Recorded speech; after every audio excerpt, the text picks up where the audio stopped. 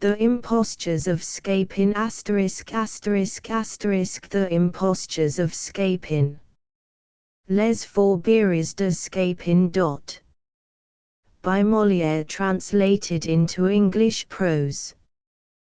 With short introductions and explanatory notes by Charles Heron Wall. Acted on 24 May 1671, at the Palais Royal. Les Fourberies de Scapin had great success. It is nothing, however, but a farce, taken partly from classical, partly from Italian or from French sources. Molière acted the part of Scapin. Contents: persons represented. The Impostures of Scapin. Act I. Scene I. Octave, Sylvestre. Scene 2. Octave, Scapin, Sylvestre. Scene 3. Hyacinthe, octave, Scapin, Sylvestre. Scene 4. Octave, Scapin, Sylvestre. Scene V. Scapin, Sylvestre. Scene 6. Argent, Scapin, Sylvestre. Scene 7. Scapin, Sylvestre. Act 2. Scene I. Geronte, Argent. Scene 2. Geronte, alone. Scene 3. Geronte, Lendra. Scene 4. Lendra, alone. Scene V. Octave, Lendra, Scapin. Scene 6. Lendra, octave, Carl, Scapin. Scene 7. Lendra, octave, Scapin. Scene 8. Argent, Scapin. Scene 9. Argent, Scapin, Sylvestre. Scene X. Argent, Scapin. Scene 11.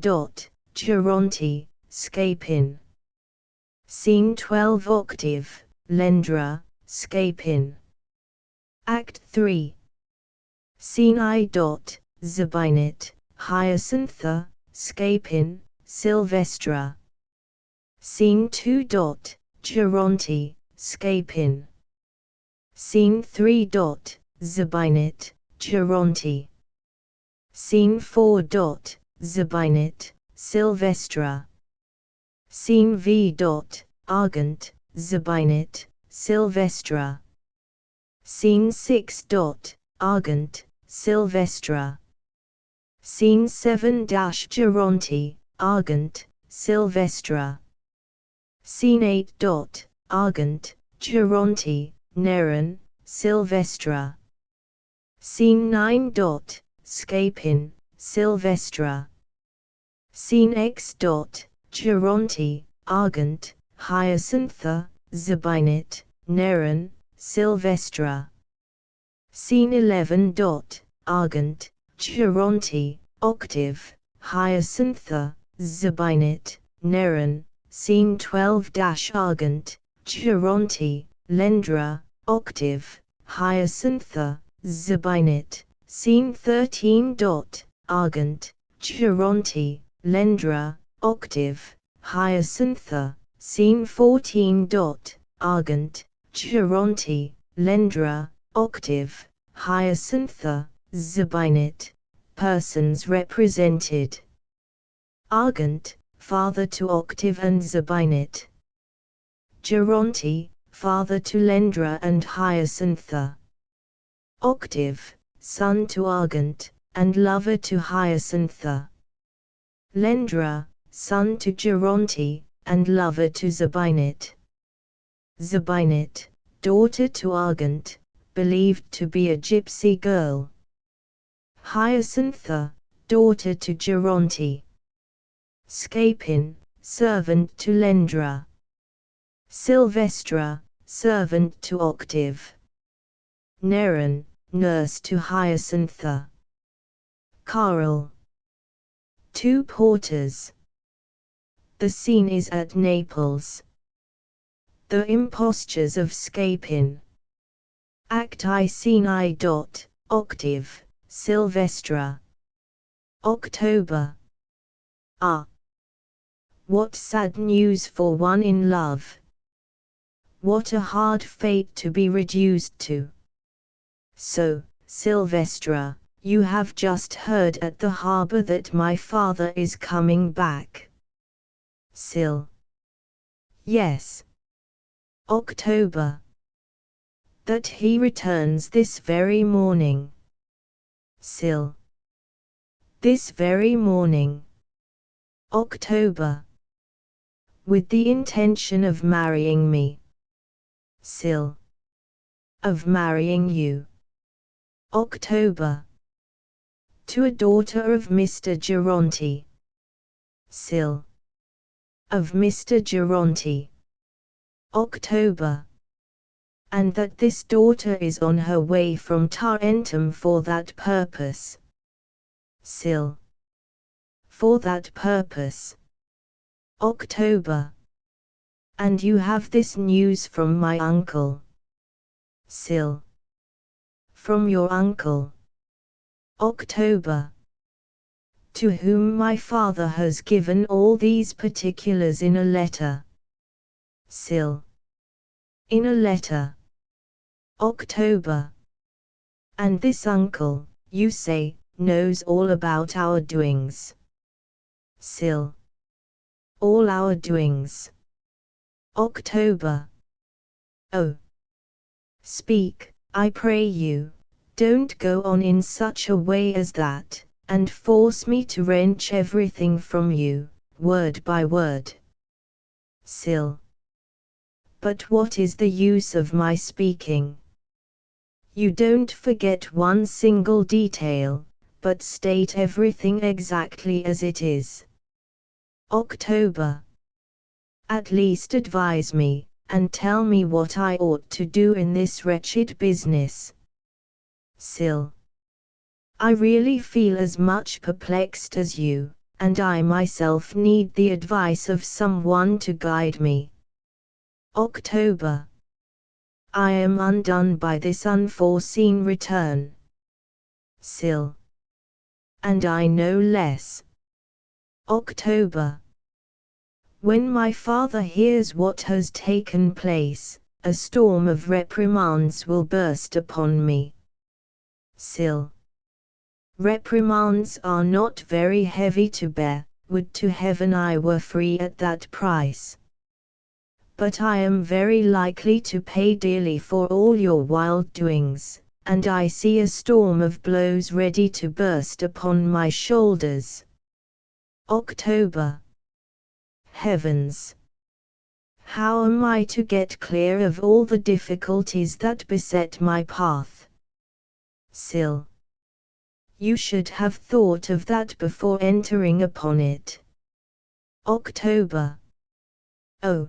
Don't come and plague me to death with your unreasonable lectures. Sil. You plague me much more by your foolish deeds. October. What am I to do? What steps must I take? To what course of action have recourse? Scene 2.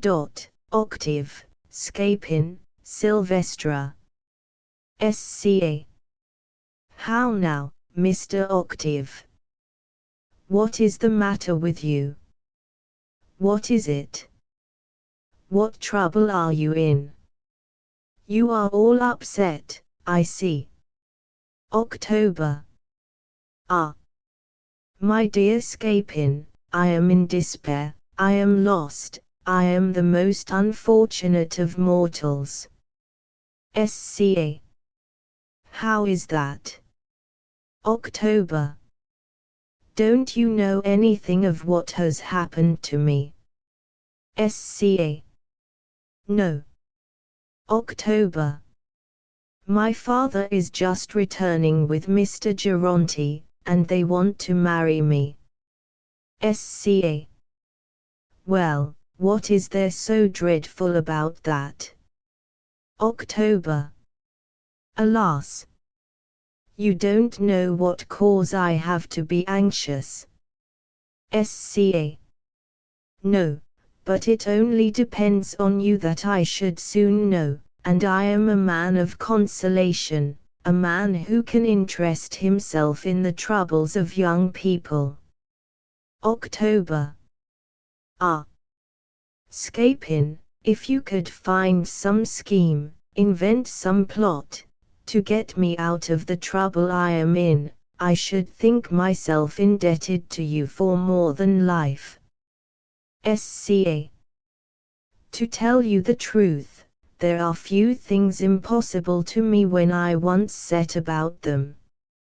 Heaven has bestowed on me a fair enough share of genius for the making up of all those neat strokes of mother-wit, for all those ingenious gallantries to which the ignorant and vulgar give the name of impostures, and I can boast, without vanity, that there have been very few men more skilful than I in expedients and intrigues, and who have acquired a greater reputation in the noble profession.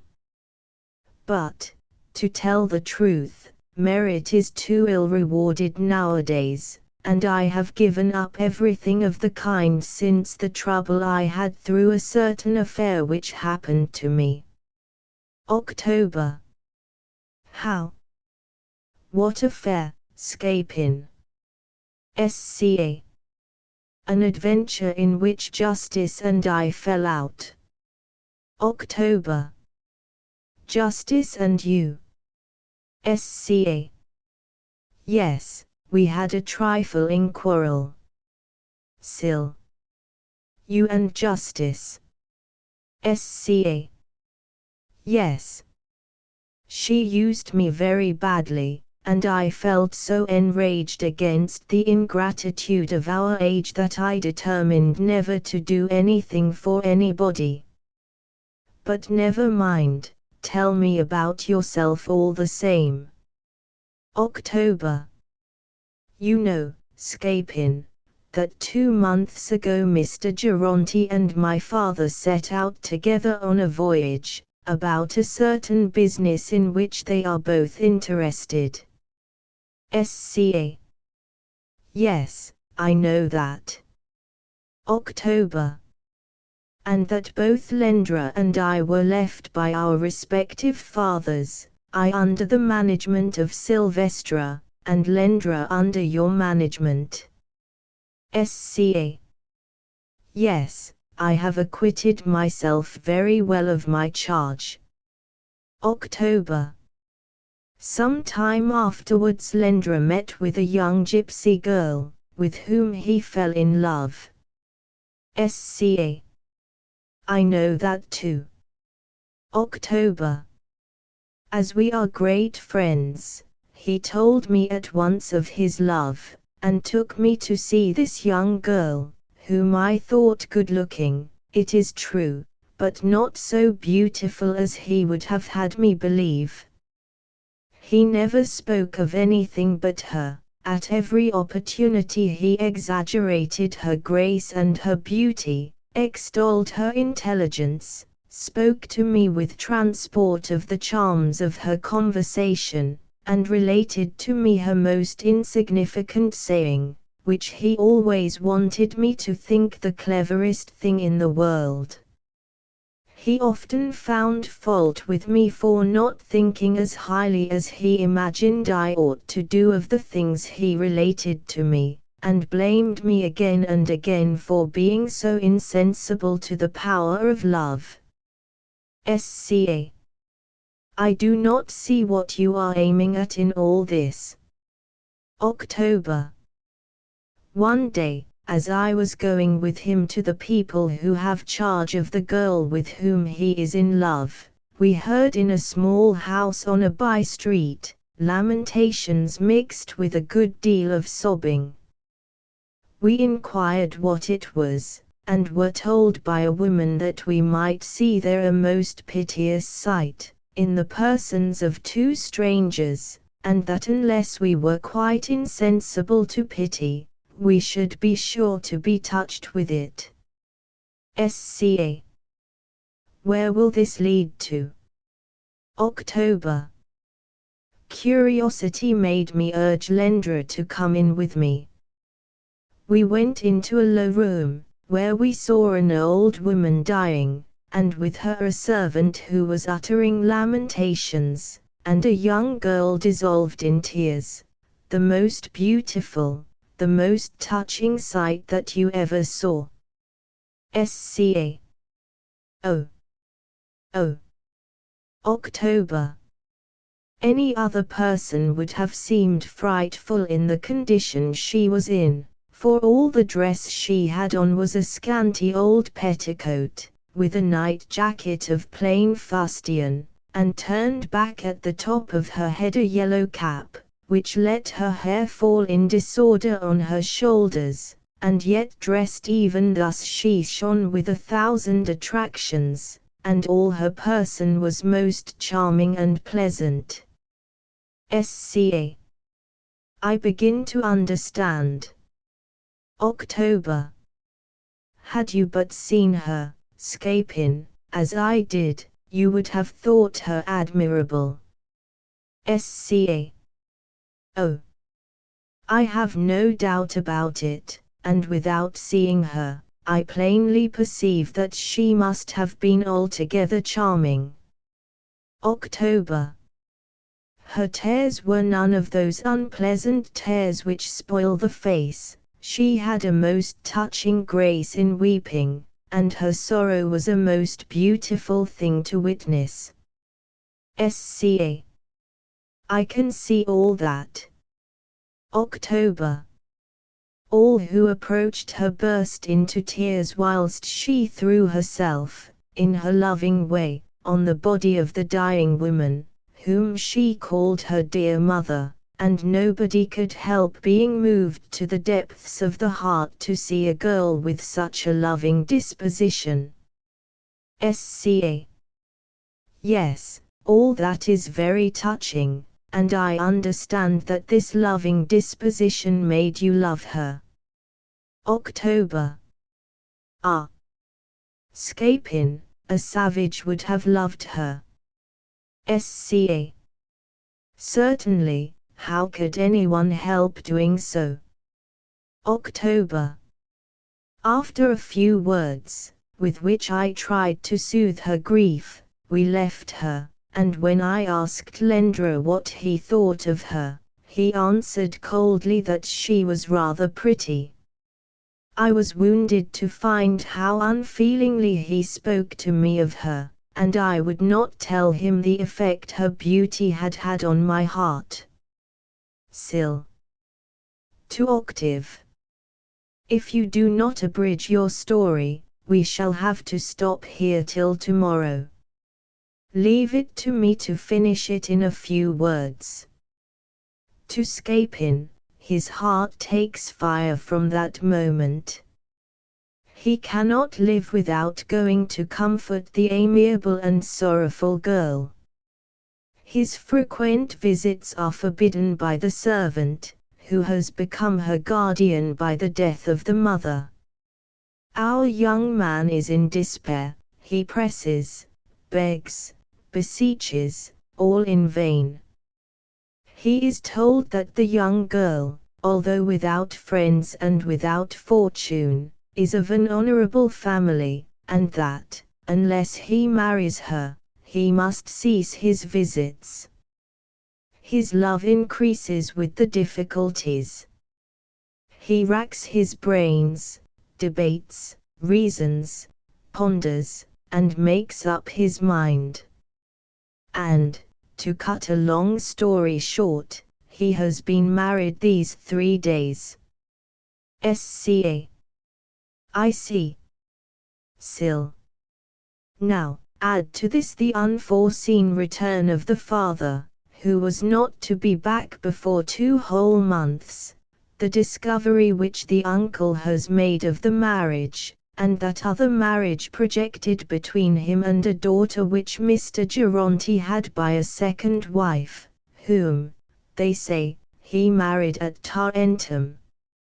October. And, above all, add also the poverty of my beloved, and the impossibility there is for me to do anything for her relief. Sca. Is that all? You are both of you at a great loss about nothing. Is there any reason to be alarmed?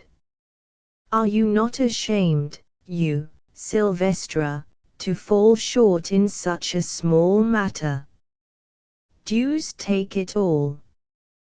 You, big and stout as father and mother put together, you can't find any expedient in your noddle.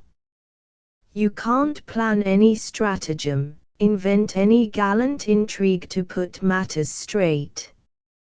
Fie! Plague on the booby! I wish I had had the two old fellows to bamboozle in former times. I should not have thought much of it, and I was no bigger than that, when I had given 100 delicate proofs of my skill.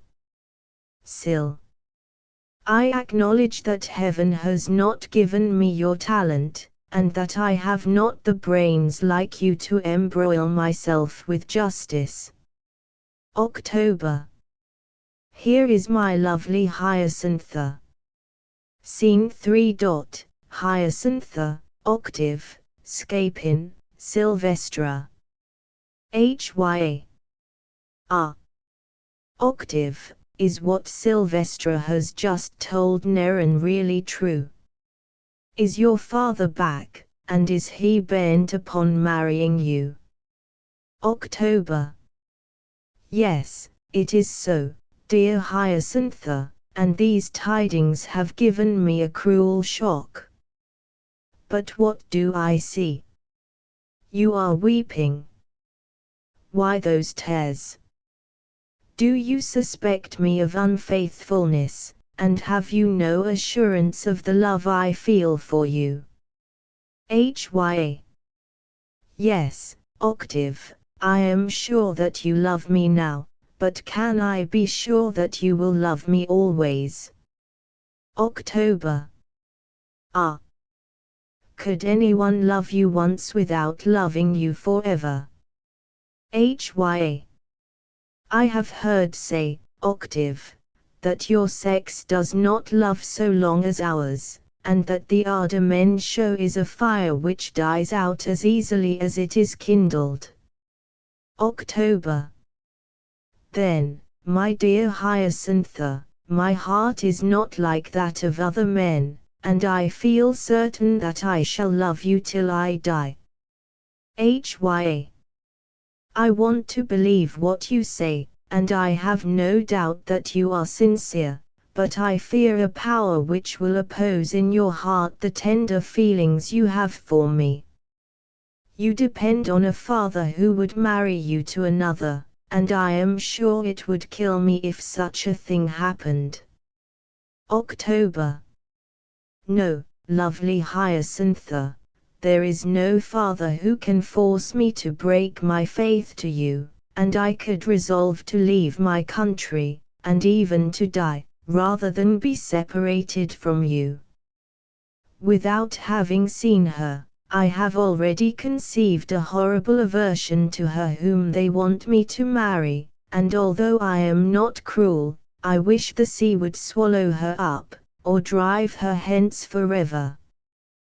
Do not weep, then, dear Hyacintha, for your tears kill me, and I cannot see them without feeling pierced to the heart. Hya. Since you wish it, I will dry my tears, and I will wait without fear for what heaven shall decide. October. Heaven will be favorable to us. Hya. It cannot be against us if you are faithful. October. I certainly shall be so. Hya. Then I shall be happy. Sca. Aside. She is not so bad, after all, and I think her pretty enough. October. showing Scapin. Here is a man who, if he would, could be of the greatest help to us in all our trouble. Sca. I have sworn with many oaths never more to meddle with anything. But if you both entreat me very much, I might. October. Ah! If entreaties will obtain your help, I beseech you with all my heart to steer our bark. Sca. To Hyacintha. And you, have you anything to say? Hya. Like him, I beseech you, by all that is most dear to you upon earth, to assist us in our love. Sca. I must have a little humanity, and give way. There, don't be afraid, I will do all I can for you. October. Be sure that. Sca. To Octave. Hush. To Hyacintha, go, and make yourself easy. Scene 4. Octave, Scapin, Sylvestra. Sca. To Octave. You must prepare yourself to receive your father with firmness. October. I confess that this meeting frightens me beforehand, for with him I have a natural shyness that I cannot conquer. Sca. Yes, you must be firm from the first, for fear that he should take advantage of your weakness, and lead you like a child. Now, come, try to school yourself into some amount of firmness, and be ready to answer boldly all he can say to you. October. I will do the best I can. Sca. Well. Let us try a little, just to see. Rehearse your part, and let us see how you will manage. Come, a look of decision, your head erect, a bold face. October. Like this. Sca. A little more. October. So. Sca.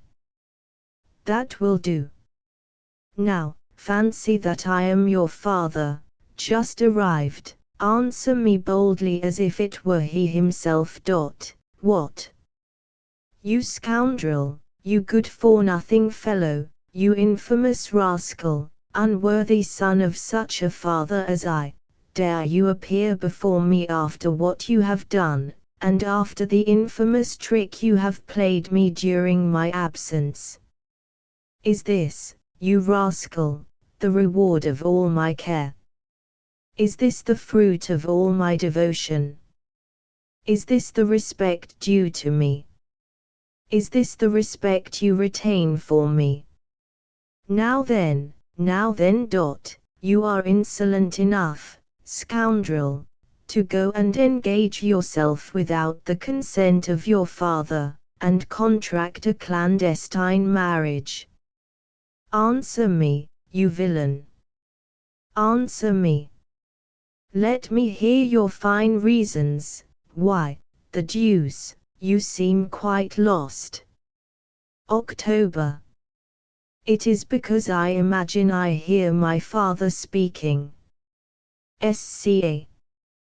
Why, yes, and it is for this reason that you must try not to look like an idiot.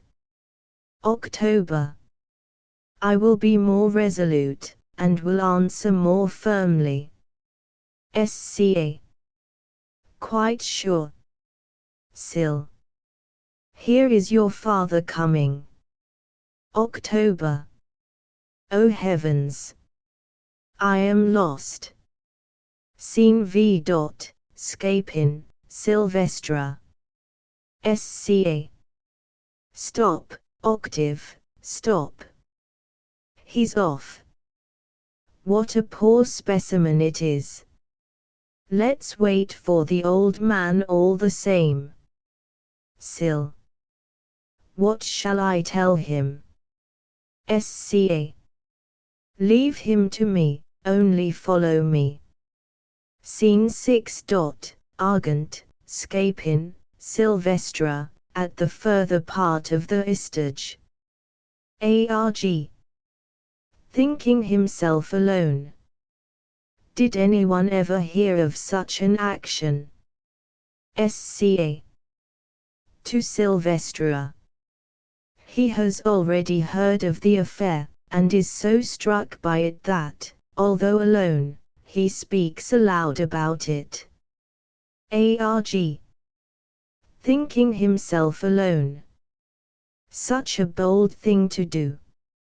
Sca. To Sylvestra. Let us listen to him. Arg. Thinking himself alone. I should like to know what they can say to me about this fine marriage. Sca. Aside. We have it already. Arg. Thinking himself alone. Will they try to deny it? Sca. Aside. No, we have no thought of doing so. Arg. Thinking himself alone. Or will they undertake to excuse it? Sca. Aside. That may be. Arg. Thinking himself alone. Do they intend to deceive me with impertinent stories? Sca. Aside. May be. Arg. Thinking himself alone. All they can say will be useless. Sca. We shall see. Arg. Thinking himself alone. They will not take me in. Sca. Aside. I don't know that. Arg. Thinking himself alone. I shall know how to put my rascal of a son in a safe place. Sca. Aside. We shall see about that. Arg. Thinking himself alone. And as for that rascal Sylvestra, I will cudgel him soundly. Sil. To Scapin. I should have been very much astonished if he had forgotten me. Arg. Seeing Sylvestra. Ah. Here you are, most wise governor of a family, fine director of young people. Sca. Sir, I am delighted to see you back. Arg. Good morning, Scapin. To Sylvestra, you have really followed my orders in a fine manner, and my son has behaved splendidly. Sca. You are quite well, I see. Arg. Pretty well. To Sylvestra, you don't say a word, you rascal. Sca. Have you had a pleasant journey? Arg. Yes, very good. Leave me alone a little to scold this villain. Sca. You want to scold? Arg. Yes, I wish to scold. Sca. But whom, sir? Arg. Pointing to Sylvestra. This scoundrel. Sca. Why? Arg. Have you not heard what has taken place during my absence? Sca. Yes, I have heard some trifling thing. Arg. How? Some trifling thing. Such an action as this. SCA. You are about right. ARG. Such a daring thing to do. SCA. That's quite true. ARG. To marry without his father's consent. SCA. Yes, there is something to be said against it, but my opinion is that you should make no fuss about it. ARG. This is your opinion, but not mine, and I will make as much fuss as I please. What? Do you not think that I have every reason to be angry? SCA. Quite so. I was angry myself when I first heard it, and I so far felt interested in your behalf that I rated your son well. Just ask him the fine sermons I gave him, and how I lectured him about the little respect he showed his father, whose very footsteps he ought to kiss. You could not yourself talk better to him. But what of that? I submitted to reason, and considered that, after all, he had done nothing so dreadful. ARG. What are you telling me? He has done nothing so dreadful. When he goes and marries straight off a perfect stranger. SCA. What can one do? He was urged to it by his destiny. ARG. Oh, oh. You give me there a fine reason. One has nothing better to do now than to commit the greatest crime imaginable, to cheat, steal, and murder, and give for an excuse that we were urged to it by destiny. SCA. Me. You take my words too much like a philosopher. I mean to say that he was fatally engaged in this affair. ARG. And why did he engage in it? SCA. Do you expect him to be as wise as you are? Can you put an old head on young shoulders, and expect young people to have all the prudence necessary to do nothing but what is reasonable? Just look at our Lendra, who, in spite of all my lessons, has done even worse than that.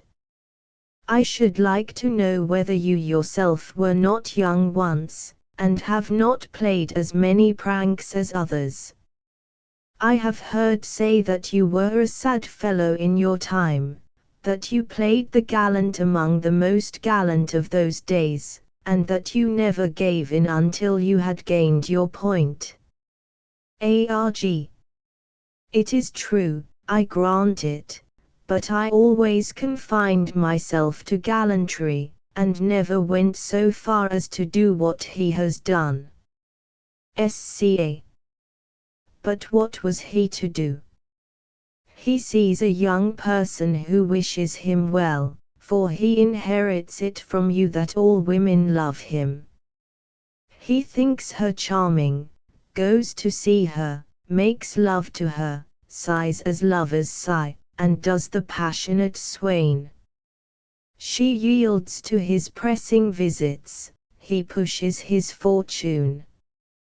But her relations catch him with her, and oblige him to marry her by main force. Sil. Aside. What a clever cheat. SCA. Would you have him suffer them to murder him? It is still better to be married than to be dead. ARG. I was not told that the thing had happened in that way. SCA. Showing Sylvestra. Ask him, if you like, he will tell you the same thing. ARG. To Sylvestra. Was he married against his wish? Sil. Yes, sir. Sca. Do you think I would tell you an untruth? Arg. Then he should have gone at once to a lawyer to protest against the violence. Sca. It is the very thing he would not do. Arg. It would have made it easier for me to break off the marriage. Sca. Break off the marriage. Arg. Yes, Sca. You will not break it off. Arg. I shall not break it off. Sca. No. Arg. What? Have I not on my side the rights of a father, and can I not have satisfaction for the violence done to my son? Sca. This is a thing he will not consent to. Arg. He will not consent to it. Sca. No. Arg. My son. Sca. Your son. Would you have him acknowledge that he was frightened, and that he yielded by force to what was wanted of him? He will take care not to confess that. It would be to wrong himself, and show himself unworthy of a father like you. Arg. I don't care for all that. Sca. He must, for his own honor and yours, say that he married of his own free will. Arg. And I wish for my own honor, and for his, that he should say the contrary. Sca. I am sure he will not do that. Arg. I shall soon make him do it. Sca. He will not acknowledge it, I tell you. Arg. He shall do it, or I will disinherit him. Sca. You. Arg. Isca. Nonsense. Arg. How nonsense? Sca. You will not disinherit him. Arg. I shall not disinherit him. Sca. No. Arg. No. Sca. No. Arg. Well. This is really too much. I shall not disinherit my son. Sca. No, I tell you. Arg. Who will hinder me? Sca. You yourself. Arg. I. Sca. Yes, you will never have the heart to do it. Arg. I shall have the heart. Sca. You are joking. Arg. I am not joking. Sca. Paternal love will carry the day. Arg.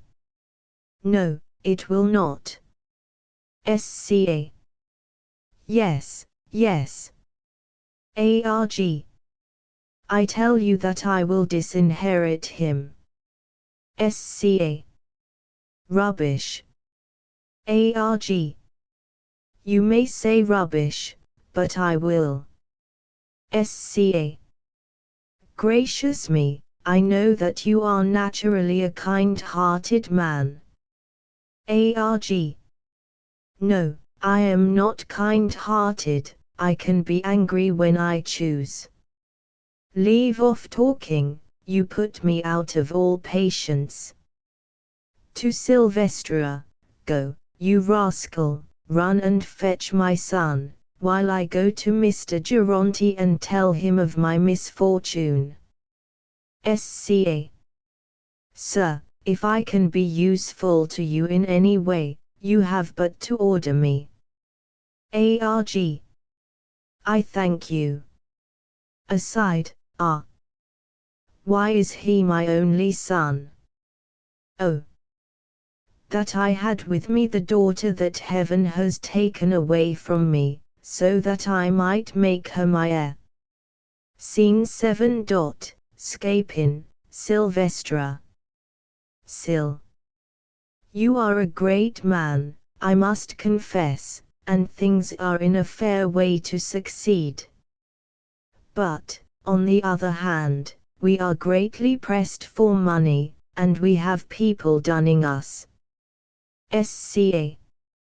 Leave it to me, the plan is all ready. I am only puzzling my brains to find out a fellow to act along with us, in order to play a personage I want. But let me see, just look at me a little.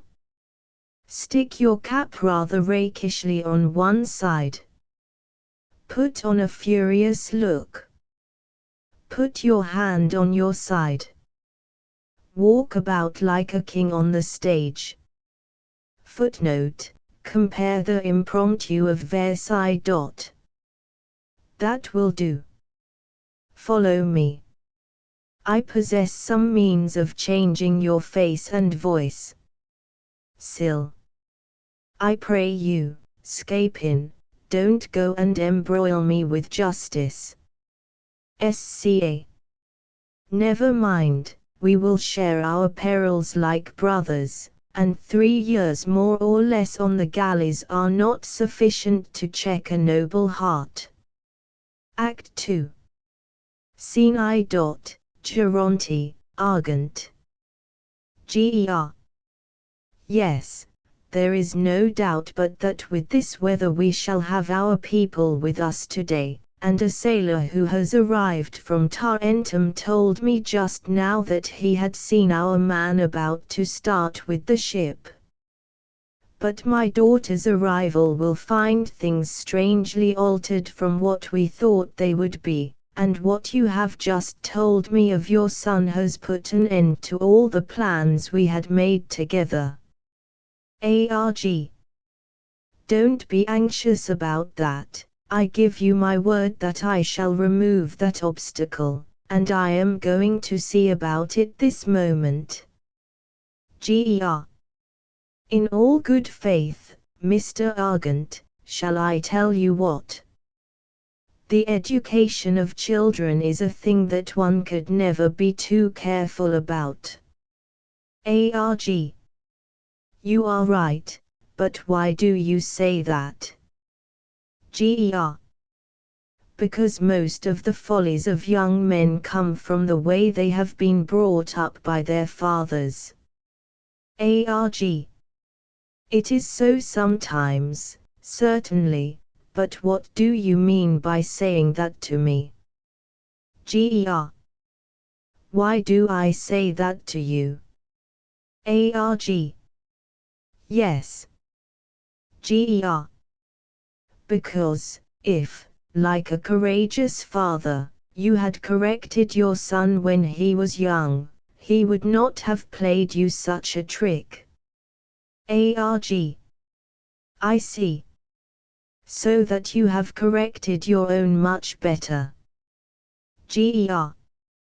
Certainly, and I should be very sorry if he had done anything at all like what yours has done. ARG. And if that son, so well brought up, had done worse even than mine, what would you say? Ger. What? ARG. What? Ger. What do you mean? ARG.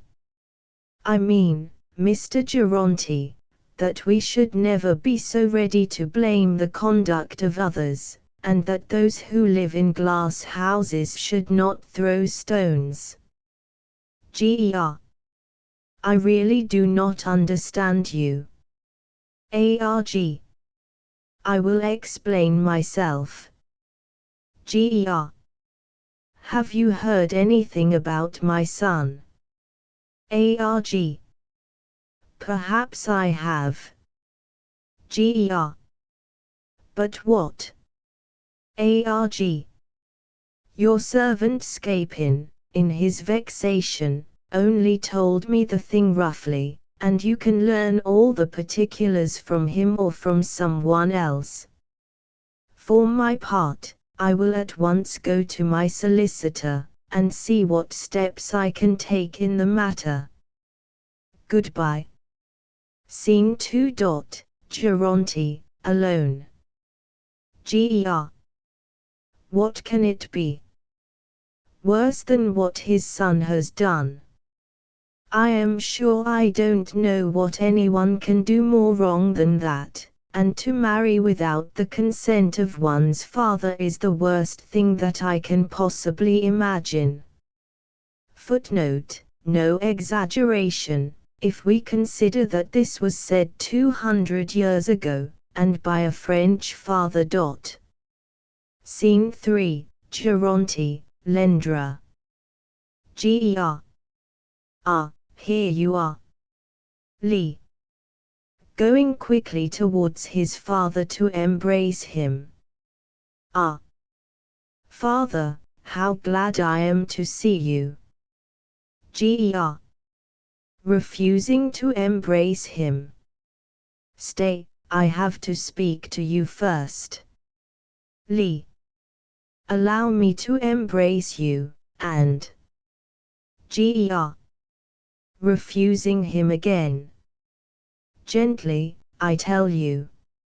Lee. How? Father, you deprive me of the pleasure of showing you my joy at your return. Ger. Certainly, we have something to settle first of all. Lee. But what? Ger. Just stand there before me, and let me look at you. Lee. What for? Ger. Look me straight in the face. Lee. Well. Ger. Will you tell me what has taken place here in my absence? Lee. What has taken place? Ger. Yes, what did you do while I was away? Lee. What would you have me do, father? Ger.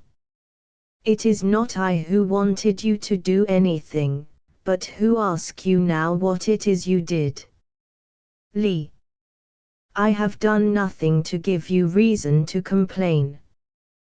Ger. Nothing at all. Lee. No. Ger. You speak in a very decided tone. Lee. It is because I am innocent. Ger. And yet Scapin has told me all about you. Lee. Scapin. Ger. Oh. Oh. That name makes you change color. Lee. He has told you something about me. Ger. He has. But this is not the place to talk about the business, and we must go elsewhere to see to it. Go home at once, I will be there presently. Ah! Scoundrel, if you mean to bring dishonor upon me, I will renounce you for my son, and you will have to avoid my presence forever.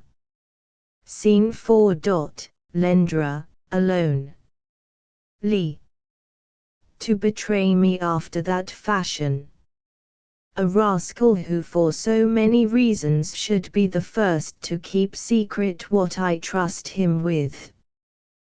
To go and tell everything to my father. Ah! I swear by all that is dear to me not to let such villainy go unpunished. Scene V. Octave, Lendra, Scapin. October. My dear Scapin, what do I not owe to you? What a wonderful man you are, and how kind of heaven to send you to my help. Lee. Ah. Here you are, you rascal. Sca. Sir, your servant, you do me too much honor. Lee. Drawing his sword. You are setting me at defiance, I believe. I will teach you how. Sca. Falling on his knees. Sir. October.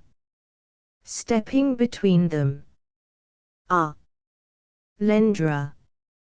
Lee. No, Octave, do not keep me back. Sca. To Lendra. Sir. October. Keeping back Lendra. For mercy's sake. Lee. Trying to strike. Leave me to wreak my anger upon him.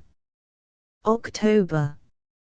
In the name of our friendship, Lendra, do not strike him. Sca. What have I done to you, sir? Lee. What you have done, you scoundrel. October. Still keeping back Lendra. Gently. Lee.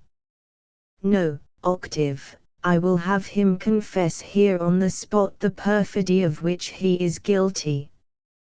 Yes, scoundrel, I know the trick you have played me, I have just been told of it.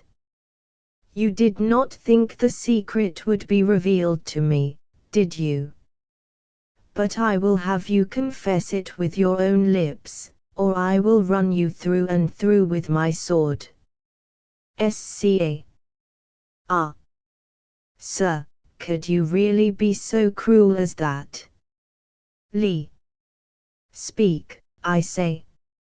Sca. I have done something against you, sir. Lee. Yes, scoundrel. And your conscience must tell you only too well what it is.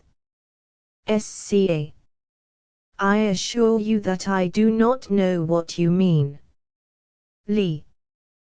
Going towards Scapin to strike him. You do not know. October. Keeping back Lendra. Sca. Well, sir, since you will have it, I confess that I drank with some of my friends that small cask of Spanish wine you received as a present some days ago, and that it was I who made that opening in the cask, and spilled some water on the ground round it, to make you believe that all the wine had leaked out. Lee. What? Scoundrel, it was you who drank my Spanish wine, and who suffered me to scold the servant so much, because I thought it was she who had played me that trick. Sca. Yes, sir, I am very sorry, sir. Lee. I am glad to know this. But this is not what I am about now. Sca. It is not that, sir. Lee. No, it is something else, for which I care much more, and I will have you tell it me. Sca. I do not remember, sir, that I ever did anything else. Lee. Trying to strike Scapin. Will you speak? Sca. October. Keeping back Lendra. Gently. Sca. Yes, sir, it is true that 3 weeks ago, when you sent me in the evening to take a small watch to the gypsy, footnote, Egyptienne. Compare Act V Scene 2. Bohemian is a more usual name. Girl you love, and I came back, my clothes splattered with mud and my face covered with blood. I told you that I had been attacked by robbers who had beaten me soundly and had stolen the watch from me. It is true that I told a lie. It was I who kept the watch, Sir Lee. It was you who stole the watch. SCA. Yes, sir, in order to know the time. Lee. Ah. You are telling me fine things. I have indeed a very faithful servant. But it is not this that I want to know of you. SCA. It is not this. Lee. No, infamous wretch. It is something else that I want you to confess. SCA. Aside. Mercy on me. Lee. Speak at once, I will not be put off. SCA. Sir, I have done nothing else. Lee. Trying to strike Scapin. Nothing else. October. Stepping between them. Ah. I beg. SCA. Well, sir, you remember that ghost that 6 months ago cudgeled you soundly, and almost made you break your neck down a cellar, where you fell whilst running away. Lee. Well. SCA. It was I, sir, who was playing the ghost. Lee. It was you, wretch, who were playing the ghost. SCA. Only to frighten you a little, and to cure you of the habit of making us go out every night as you did. Lee. I will remember in proper time and place all I have just heard. But I'll have you speak about the present matter, and tell me what it is you said to my father. SCA. What I said to your father. Lee. Yes, scoundrel. To my father. SCA. Why, I have not seen him since his return. Lee. You have not seen him. SCA. No, sir. Lee. Is that the truth? SCA. The perfect truth, and he shall tell you so himself. Lee. And yet it was he himself who told me. SCA. With your leave, sir, he did not tell you the truth. Scene 6. Lendra, octave, Carl, Scapin. Car. Sir, I bring you very bad news concerning your love affair. Lee. What is it now? Car. The gypsies are on the point of carrying off Zabinit. She came herself all in tears to ask me to tell you that, unless you take to them, before 2 hours are over, the money they have asked you for her, she will be lost to you forever. Lee. 2 hours. Car. 2 hours. Scene 7. Lendra, octave, Scapin. Lee. Ah. My dear Scapin, I pray you to help me. SCA. Rising and passing proudly before Lendra. Ah. My dear Scapin. I am my dear Scapin, now that I am wanted. Lee. I will forgive you all that you confessed just now, and more also. SCA. No, no, forgive me nothing, run your sword through and through my body.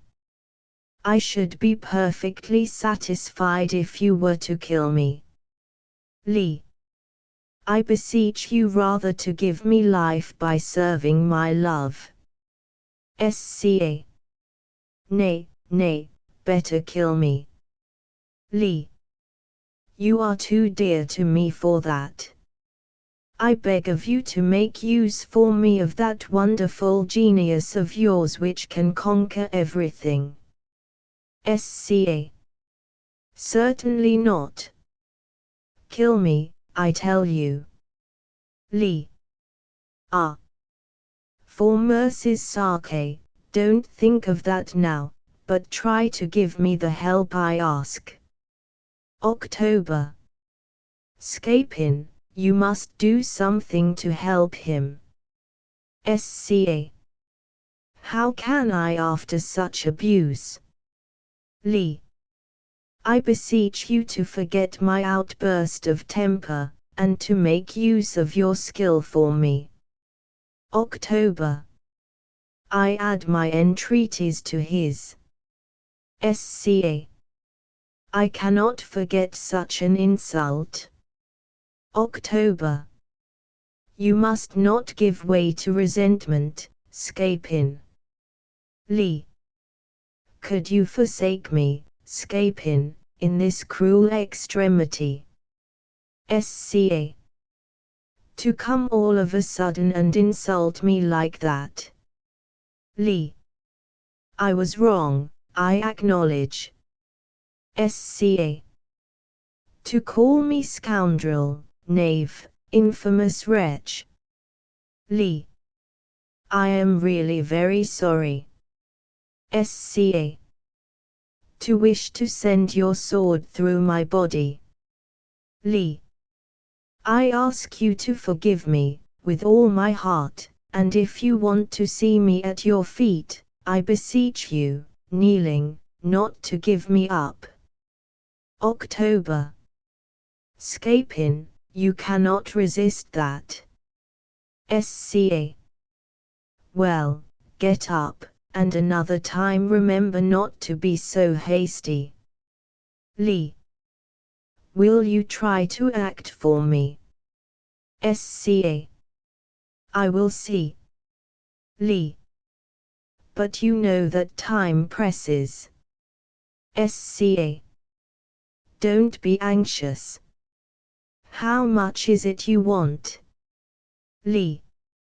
500 crowns. Sca. You. October. 200 pistoles. Sca. I must extract this money from your respective fathers' pockets. To Octave, as far as yours is concerned, my plan is all ready.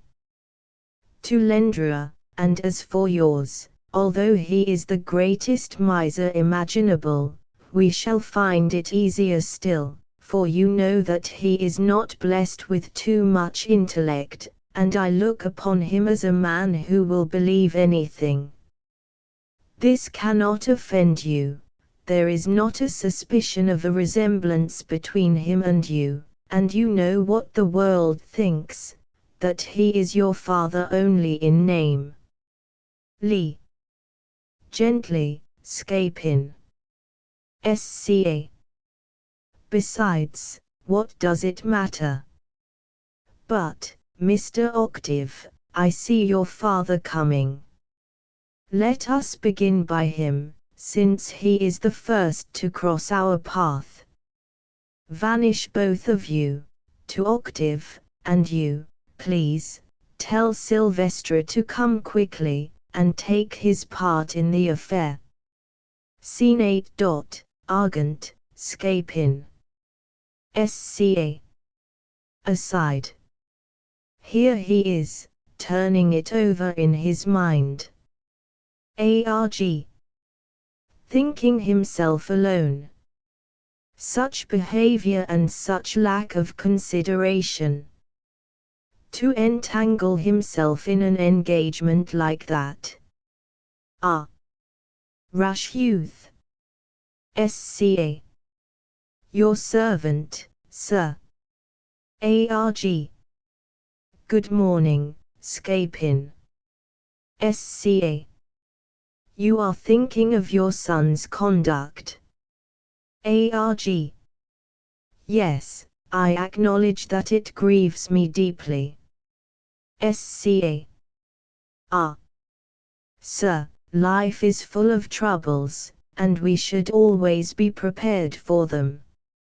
I was told, a long time ago, the saying of an ancient philosopher which I have never forgotten. ARG. What was it? SCA. That if the father of a family has been away from home for ever so short a time, he ought to dwell upon all the sad news that may greet him on his return. He ought to fancy his house burnt down, his money stolen, his wife dead, his son married, his daughter ruined, and be very thankful for whatever falls short of all this. In my small way of philosophy, I have ever taken this lesson to heart, and I never come home but I expect to have to bear with the anger of my masters, their scoldings, insults, kicks, blows, and horsewhipping. And I always thank my destiny for whatever I do not receive. ARG. That's all very well, but this rash marriage is more than I can put up with, and it forces me to break off the match I had intended for my son. I have come from my solicitors to see if we can cancel it. SCA. Well, sir, if you will take my advice, you will look to some other way of settling this business. You know what a lawsuit means in this country, and you'll find yourself in the midst of a strange bush of thorns.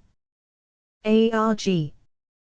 I am fully aware that you are quite right, but what else can I do? SCA. I think I have found something that will answer much better. The sorrow that I felt for you made me rummage in my head to find some means of getting you out of trouble, for I cannot bear to see kind fathers a prey to grief without feeling sad about it, and, besides, I have at all times had the greatest regard for you. ARG. I am much obliged to you. SCA. Then you must know that I went to the brother of the young girl whom your son has married. He is one of those fire-eaters, one of those men all sword thrusts, who speak of nothing but fighting, and who think no more of killing a man than of swallowing a glass of wine. I got him to speak of this marriage. I showed him how easy it would be to have it broken off, because of the violence used towards your son. I spoke to him of your prerogatives as father, and of the weight which your rights, your money, and your friends would have with justice.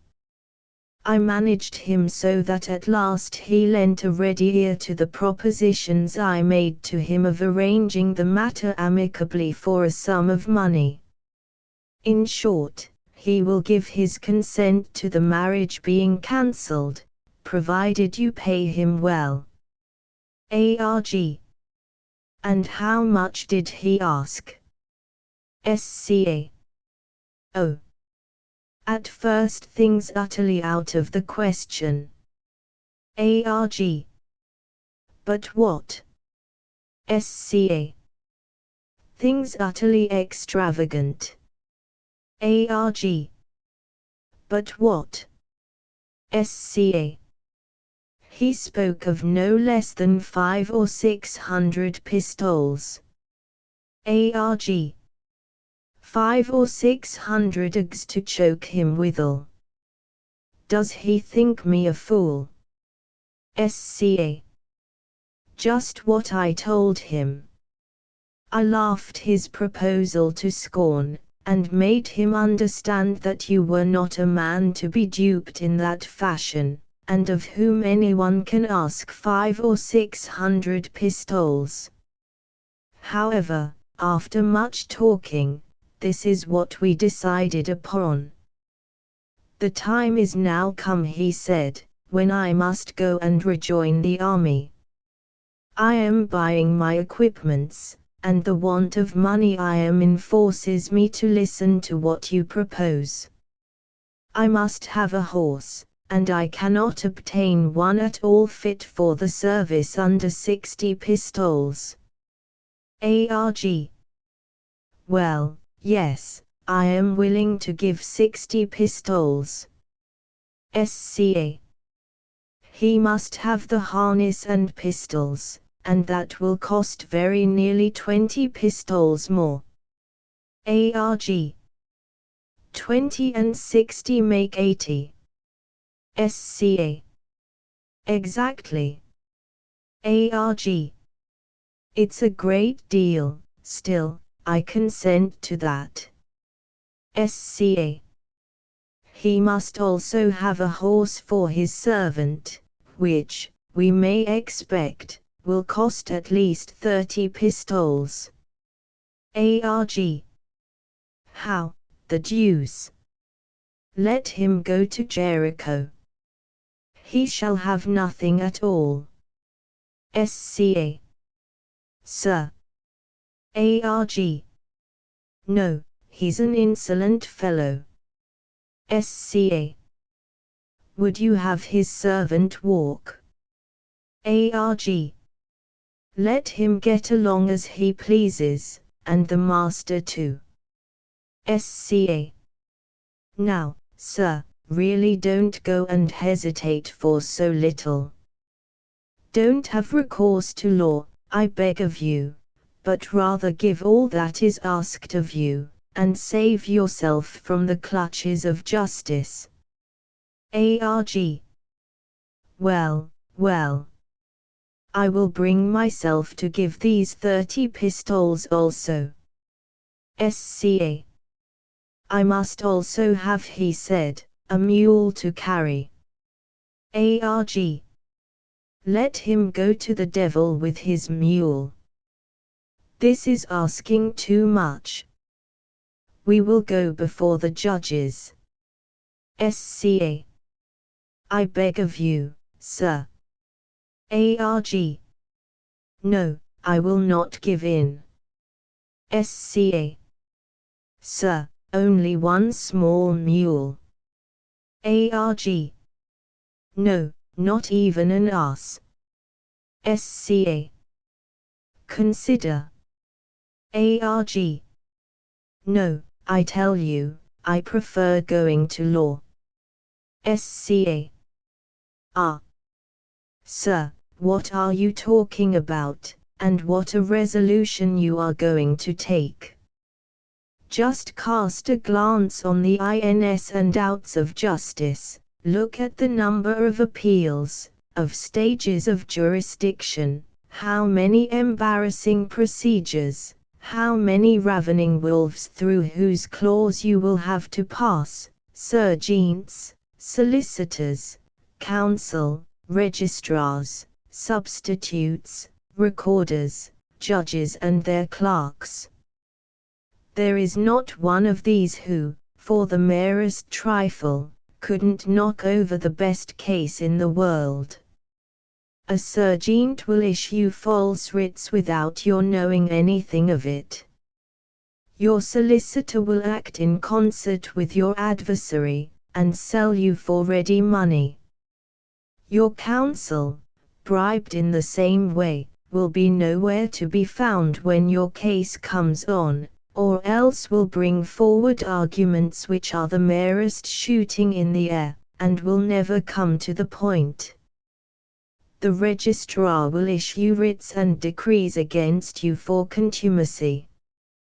The recorder's clerk will make away with some of your papers, or the instructing officer himself will not say what he has seen, and when, by dint of the wariest possible precautions, you have escaped all these traps. You will be amazed that your judges have been set against you either by bigots or by the women they love. Ah! Sir, save yourself from such a hell, if you can. 'Tis damnation in this world to have to go to law, and the mere thought of a lawsuit is quite enough to drive me to the other end of the world. Arg. How much does he want for the mule? Sca. For the mule, for his horse and that of his servant, for the harness and pistols, and to pay a little something he owes at the hotel. He asks altogether 200 pistoles, sir. Arg. 200 pistoles. Sca. Yes. Arg. Walking about angrily. No, no, we will go to law. Sca. Recollect what you are doing. Arg. I shall go to law. Sca.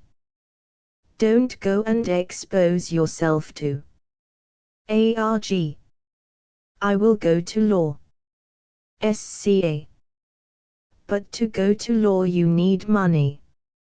You must have money for the summons, you must have money for the rolls, for prosecution, attorney's introduction, solicitor's advice, evidence, and his days in court. You must have money for the consultations and pleadings of the counsel, for the right of withdrawing the briefs, and for engrossed copies of the documents. You must have money for the reports of the substitutes, for the court fees, 1, at the conclusion, for registrar's enrollment, drawing up of deeds, sentences, decrees, rolls, signings, and clerks' dispatches, letting alone all the presents you will have to make. Give this money to the man, and there you are well out of the whole thing.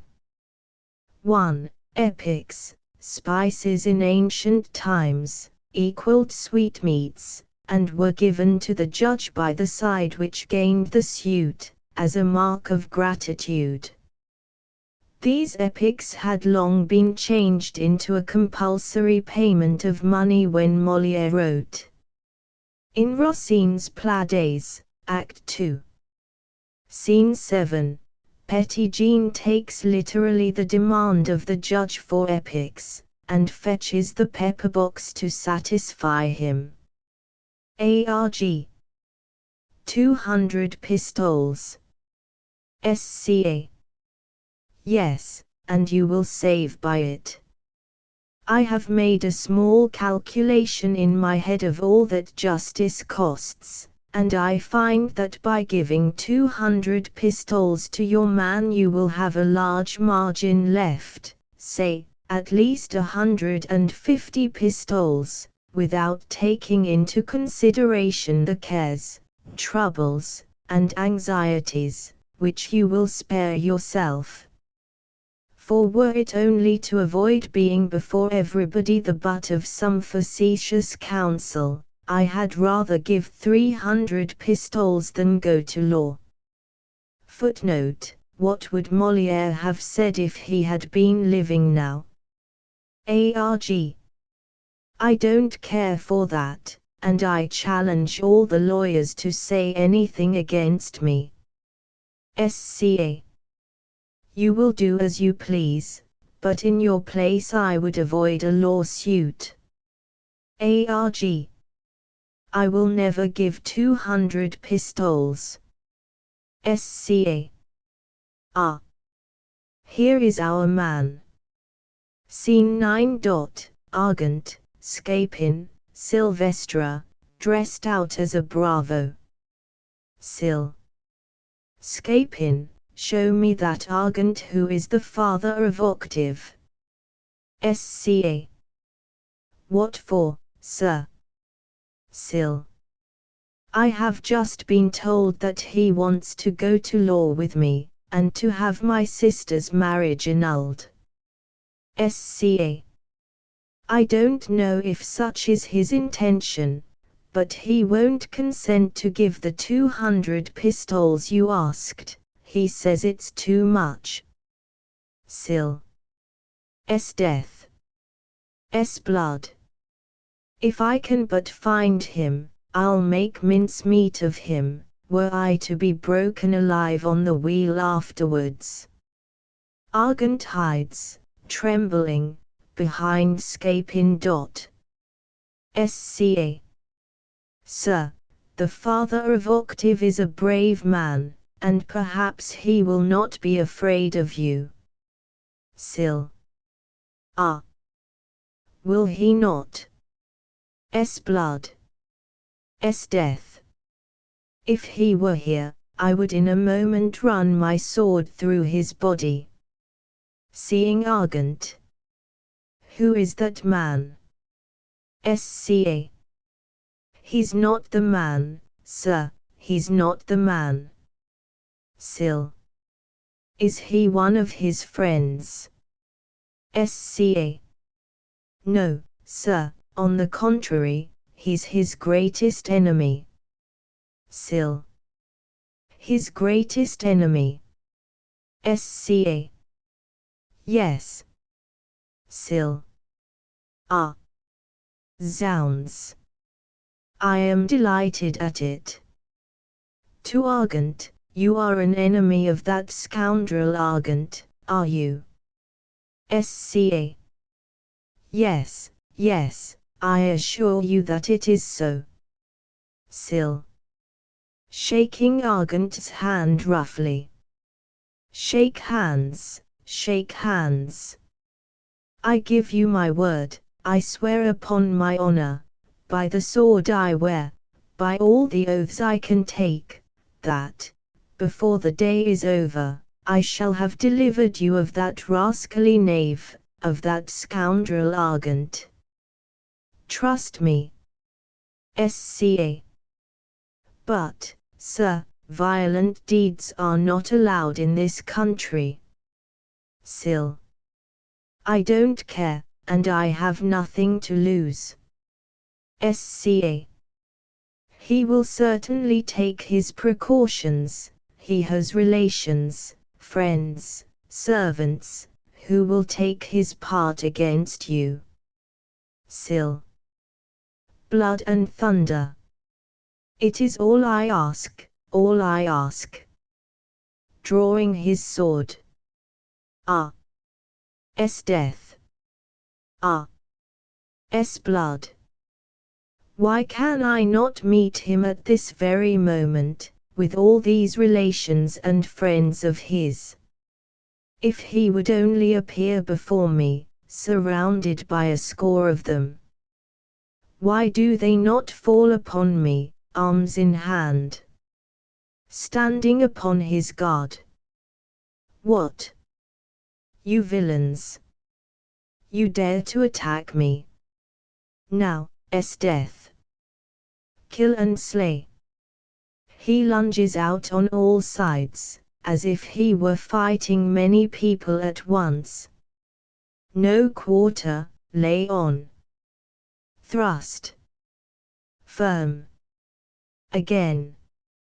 Eye and foot. Ah. Knaves. Ah. Rascals. Ah. You shall have a taste of it.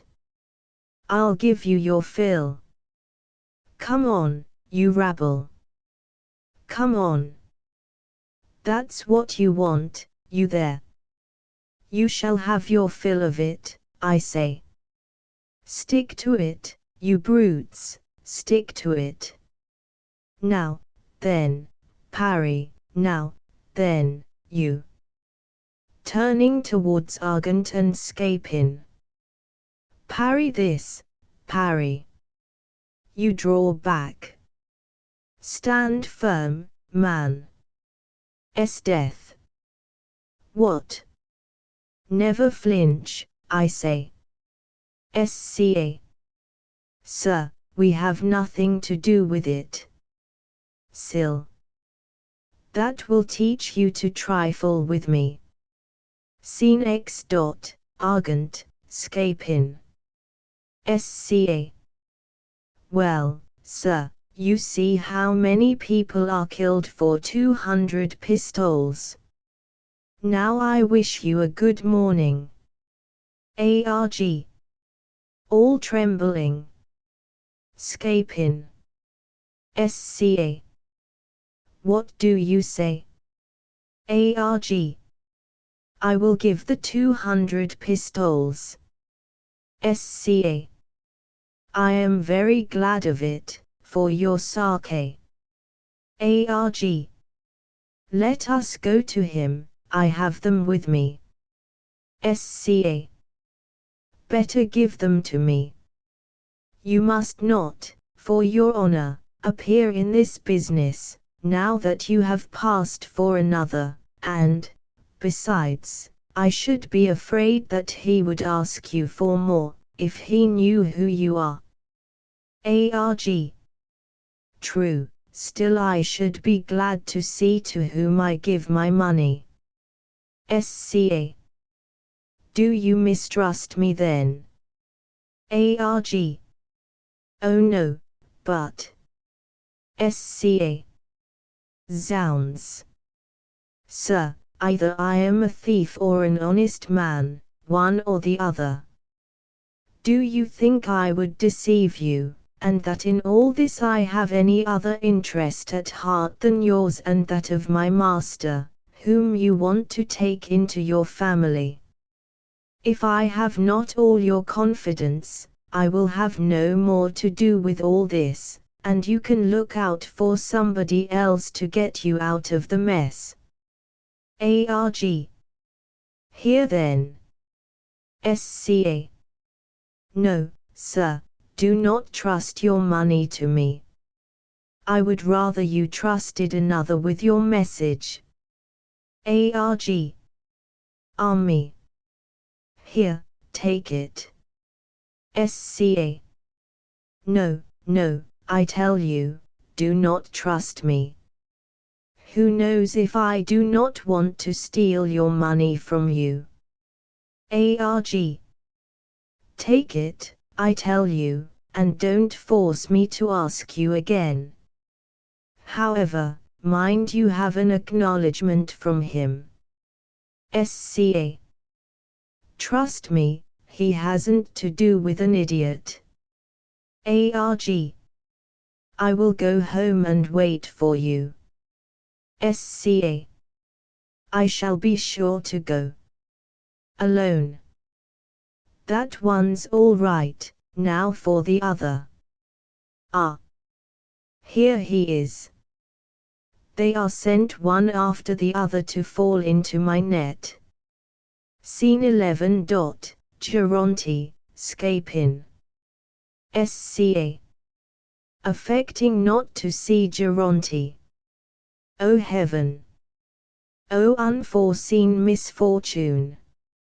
O unfortunate father! Poor Geronte, what will you do? Ger. Aside. What is he saying there with that doleful face? SCA. Can no one tell me where to find Mr. Geronte? Ger. What is the matter, Scapin? SCA. Running about on the stage, and still affecting not to see or hear Geronte. Where could I meet him, to tell him of this misfortune? Ger. Stopping Scapin. What is the matter? SCA.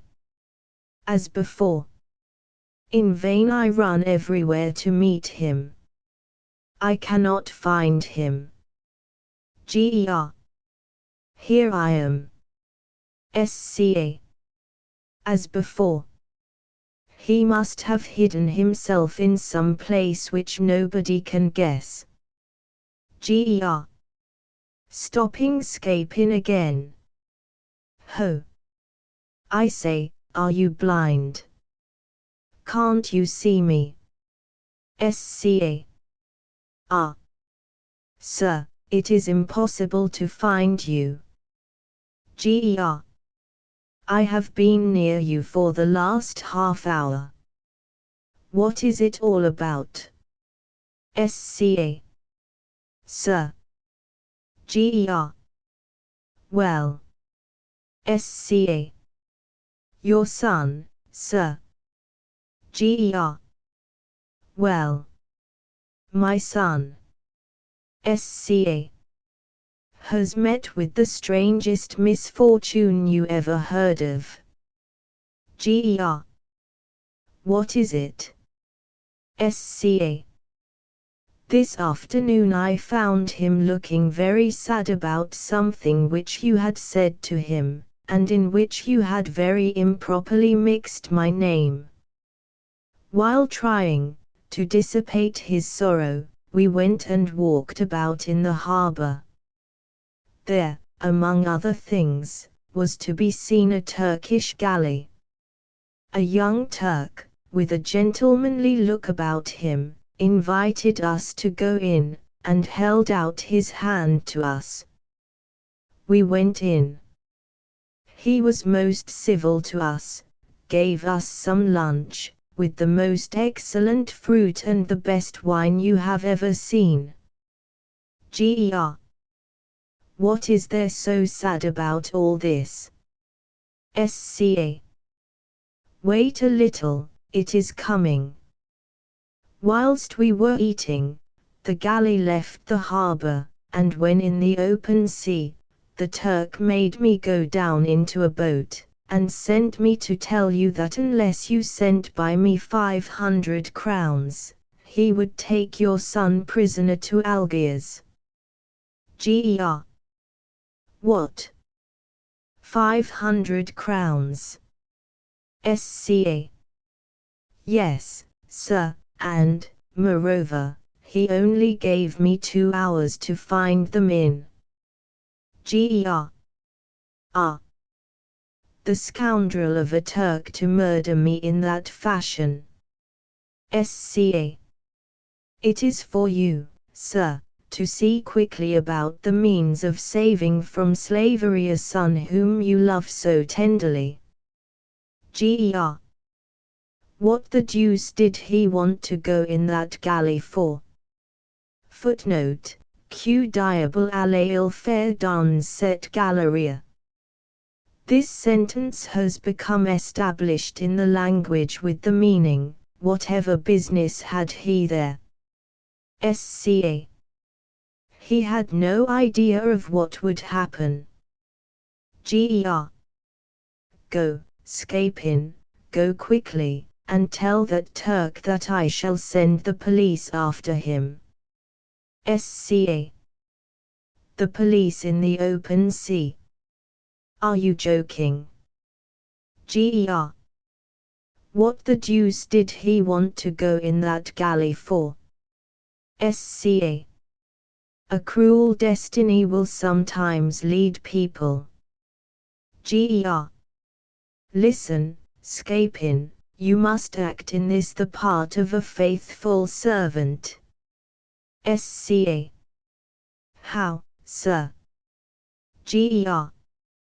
You must go and tell that Turk that he must send me back my son, and that you will take his place until I have found the sum he asks. Sca. Ah. Sir, do you know what you are saying? And do you fancy that that Turk will be foolish enough to receive a poor wretch like me in your son's stead? Ger. What the deuce did he want to go in that galley for? Sca. He could not foresee his misfortune. However, sir, remember that he has given me only 2 hours. Ger. You say that he asks. Sca. 500 crowns. Ger. 500 crowns. Has he no conscience? Sca. Conscience in a Turk. Ger. Does he understand what 500 crowns are? Sca. Yes, sir, he knows that 500 crowns are 1,500 francs. Footnote: the ECU stands usually for petty ECU, which equaled 3 francs. Crown employed in a general sense, seems the only translation possible. Ger. Does the scoundrel think that 1,500 francs are to be found in the gutter? Sca. Such people will never listen to reason. Ger. But what the deuce did he want to go in that galley for? Sca. What a waste of words. Leave the galley alone. Remember that time presses, and that you are running the risk of losing your son forever. Alas! My poor master, perhaps I shall never see you again, and that at this very moment, whilst I am speaking to you, they are taking you away to make a slave of you in Algiers. But heaven is my witness that I did all I could, and that, if you are not brought back, it is all owing to the want of love of your father. Ger. Wait a minute, Scapin, I will go and fetch that sum of money. Sca. Be quick, then, for I am afraid of not being in time. Ger. You said 400 crowns, did you not? Sca. No, 500 crowns. Ger. 500 crowns. Sca. Yes. Ger. What the deuce did he want to go in that galley for? Sca. Quite right, but be quick. Ger. Could he not have chosen another walk? Sca. It is true, but act promptly. Ger. Cursed galley. Sca. Aside, that galley sticks in his throat. Ger. Here, Scapin, I had forgotten that I have just received this sum in gold, and I had no idea it would so soon be wrenched from me. Taking his purse out of his pocket, and making as if he were giving it to Scapin. But mind you tell that Turk that he is a scoundrel. Sca. Holding out his hand. Yes. Ger. As above. An infamous wretch. Sca. Still holding out his hand. Yes. Ger. As above. A man without conscience, a thief. Sca. Leave that to me. Ger. As above. That. Sca. All right. Ger. As above. And that, if ever I catch him, he will pay for it. Sca. Yes. Ger. Putting back the purse in his pocket. Go quickly, and fetch my son. Sca. Running after him. Hello. Sir. Ger. Well. Sca. And the money. Ger. Did I not give it to you? Sca. No, indeed, you put it back in poor pocket. Ger. Ah. It is grief which troubles my mind. Sca. So I see. Ger. What the deuce did he want to go in that galley for? Ah. Cursed galley. Scoundrel of a Turk. May the devil take you. Scapin, alone. He can't get over the 500 crowns I wrench from him, but he has not yet done with me, and I will make him pay in a different money his imposture about me to his son. Scene 12 Octave, Lendra, Scapin. October.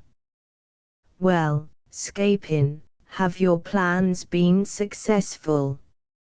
Lee. Have you done anything towards alleviating my sorrow? Sca. To Octave. Here are 200 pistoles I have got from your father. October. Ah. How happy you make me. Sca. To Lendra, but I could do nothing for you. Lee. Going away. Then I must die, sir, for I could not live without Zabinit. Sca. Hello. Stop, stop, my goodness, how quick you are. Lee. What can become of me? Sca.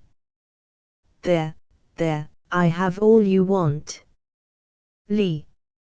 Ah. You bring me back to life again. Sca. But I give it you only on one condition, which is that you will allow me to revenge myself a little on your father for the trick he has played me. Lee.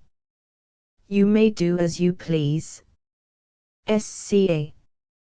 You promise it to me before witnesses. Lee. Yes. Sca. There, take these 500 crowns. Lee. Ah. I will go at once and buy her whom I adore. Act 3. Scene I. Zabinit, Hyacintha, Scapin, Sylvestra. Sil. Yes, your lovers have decided that you should be together, and we are acting according to their orders. Hya. To Zabinit. Such an order has nothing in it but what is pleasant to me. I receive such a companion with joy, and it will not be my fault if the friendship which exists between those we love does not exist also between us two. Zer. I accept the offer, and I am not one to draw back when friendship is asked of me. Sca. And when it is love that is asked of you. Zer. Ah. Love is a different thing. One runs more risk, and I feel less determined. Sca. You are determined enough against my master, and yet what he has just done for you ought to give you confidence enough to respond to his love as you should. Zer. As yet I only half trust him, and what he has just done is not sufficient to reassure me.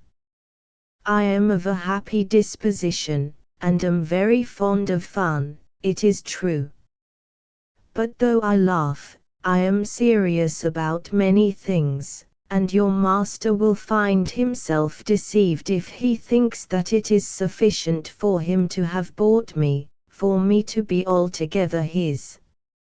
He will have to give something else besides money, and for me to answer to his love as he wishes me, he must give me his word, with an accompaniment of certain little ceremonies which are thought indispensable.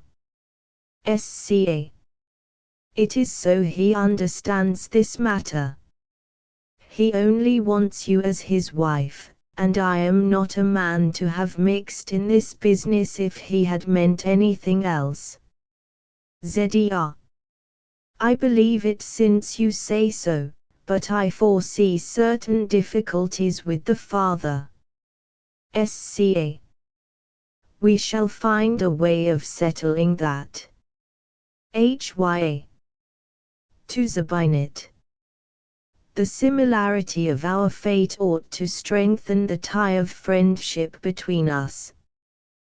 We are both subject to the same fears, both exposed to the same misfortune.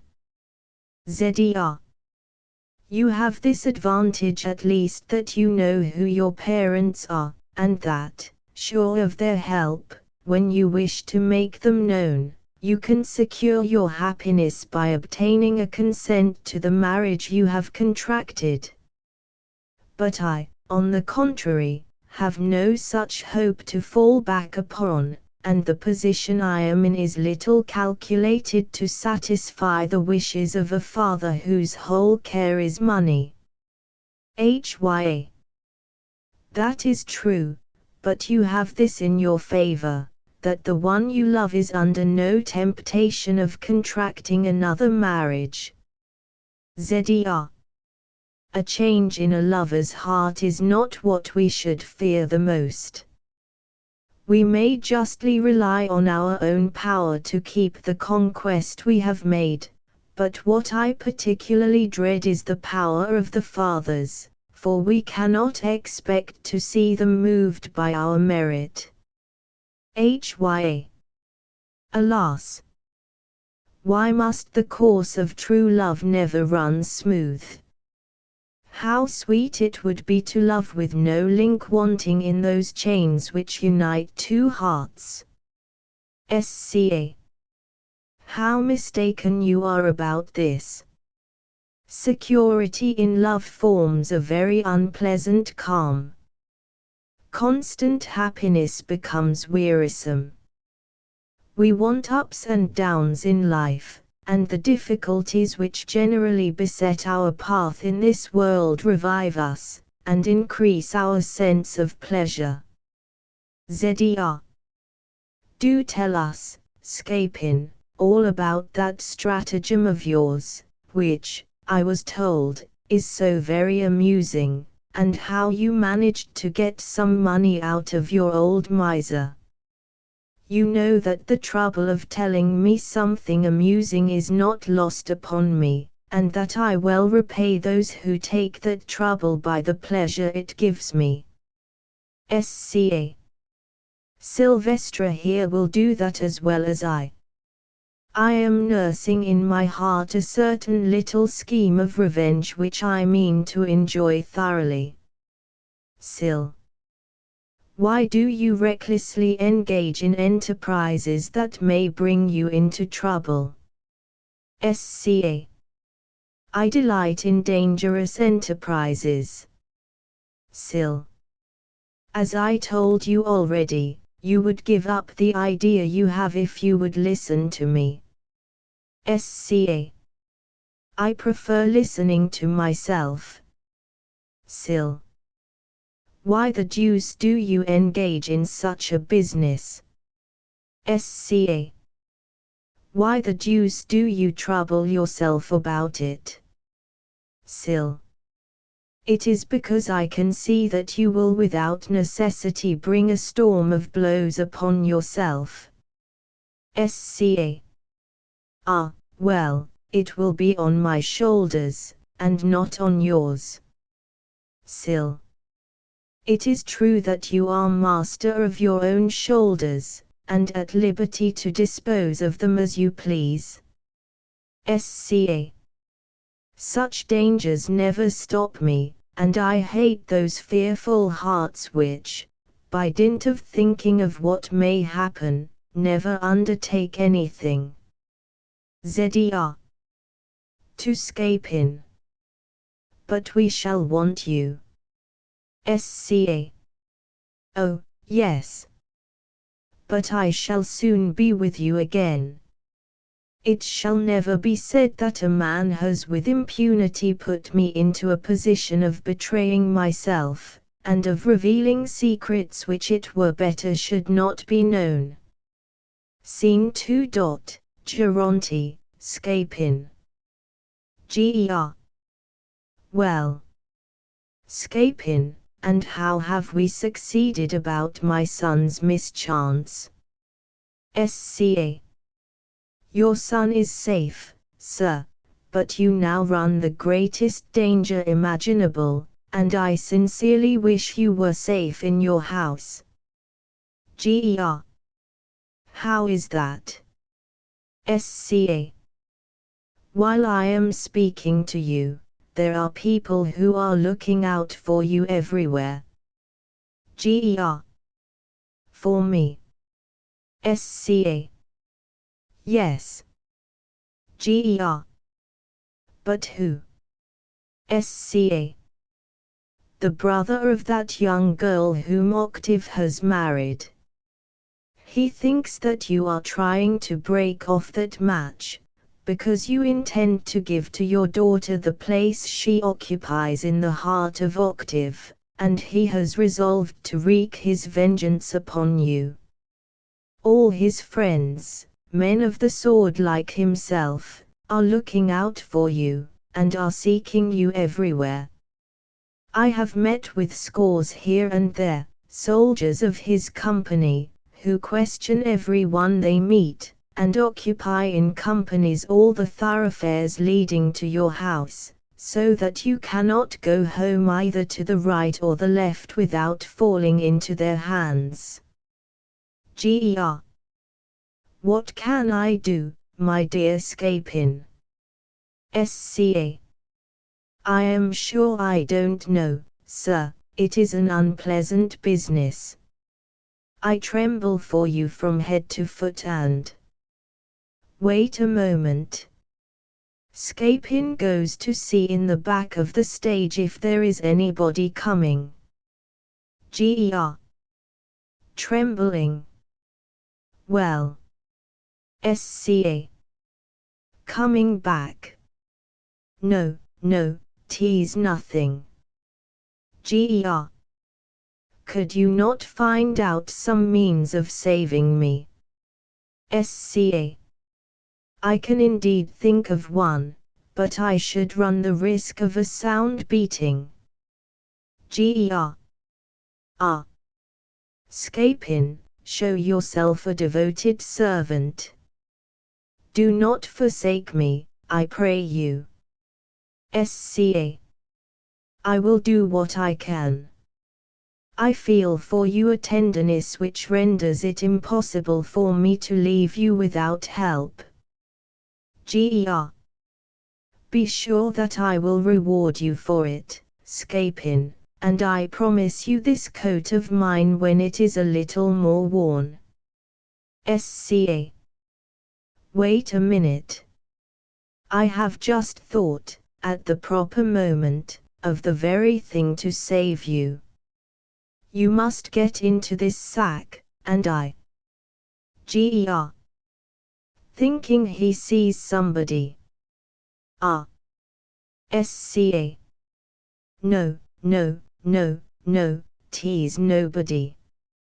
As I was saying, you must get in here, and must be very careful not to stir. I will put you on my shoulders, and carry you like a bundle of something or other. I shall thus be able to take you through your enemies, and see you safe into your house. When there, we will barricade the door and send for help. Ger. A very good idea. Sca. The best possible. You will see. Aside, ah. You shall pay me for that lie. Ger. What? Sca. I only say that your enemies will be finely caught. Get in right to the bottom, and, above all things, be careful not to show yourself and not to move, whatever may happen. Ger. You may trust me to keep still. Sca. Hide yourself, here comes one of the bullies. He is looking for you. Altering his voice. Footnote: all the parts within inverted commas are supposed to be spoken by the man Scapin is personating, the rest by himself. Vat. I shall not have the pleasure to kill this Geronte, and one will not in surety show me where is he. To Geronte, in his ordinary tone, do not stir. Pardy. I will find him if he lied in the middle of the earth. To Geronte, in his natural tone, do not show yourself. Ho! You man with a sack. Sir. I will give thee £1 if thou wilt tell me where this Geronte is. You are looking for Mr. Geronte. Yes, that I am. And on what business, sir? For that puissance. Yes. I will, pardy. Trash him with one stick to dead. Oh. Sir, people like him are not thrashed with sticks, and he is not a man to be treated so. Vat. Dis fob of a Geronte, dis brute, dis cat. Mr. Geronte, sir, is neither a fop, a brute, nor a cad, and you ought, if you please, to speak differently. Vat. You speak so mighty with me. I am defending, as I ought, an honorable man who is maligned. Are you one friend of this Geronte? Yes, sir, I am. Ah. You are one friend of him, that is good luck. Beating the sack several times with the stick. Here is what I give you for him. Calling out as if he received the beating, ah. Sir. Ah. Sir, gently. Ah. Pray. Ah. Dear, bear him that from me. Good pie. Ah. The wretch. Ah. Ger. Looking out. Ah. Scapin, I can bear it no longer. Sca. Ah. Sir, I am bruised all over, and my shoulders are as sore as can be. Ger. How? It was on mine he laid his stick. Sca. I beg your pardon, sir, it was on my back. Ger. What do you mean? I am sure I felt the blows, and feel them still. Sca. No, I tell you, it was only the end of his stick that reached your shoulders. Ger. You should have gone a little farther back, then, to spare me, and Sca. Pushing Geronte's head back into the sack. Take care, here is another man who looks like a foreigner. Friend, me run like one Dutchman, and me not fin all de tay distreetful Geronte. Hide yourself well. Tell me, you, sir gentleman, if you please, know you not where is dis Geronte, that me look for? No, sir, I do not know where Geronte is. Tell me, trutful, me not want much vid him. Only to give him one tosen plows vid a stick, and 2 or 3 runs vid a swert tro his sheest. I assure you, sir, I do not know where he is. It seems me I see something shake in that sack. Excuse me, sir. I pay sure there is something or odor in that sack. Not at all, sir. Me should like to give one plow of the sword in that sack. Ah. Sir, beware, pray you, of doing so. Show me 10 vat to be dear. Gently, sir. Why gently? You have nothing to do with what I am carrying. And I will see. You shall not see. Ah. That trifling. It is some clothes of mine. Show me them, I tell you. I will not. You will not. No. I make you feel this shtick upon the shoulders. I don't care. Ah. You will post. Striking the sack, and calling out as if he were beaten, oh. Oh. Oh. Oh. Sir. Oh. Oh. Goodbye, that is one little lesson teach you to speak so insolent. Ah. Plague the crazy jabberer. Oh. Ger. Looking out of the sack. Ah. All my bones are broken. Sca. Ah. I am dying. Ger. Why the deuce do they strike on my back? Sca. Pushing his head back into the bag. Take care, I see half a dozen soldiers coming together. Imitating the voices of several people. Now, we must discover Geronte, let us look everywhere carefully. We must spare no trouble, scour the town, and not forget one single spot. Let us search on all sides. Which way shall we go? Let us go that way. No, this. On the left. On the right. No, yes.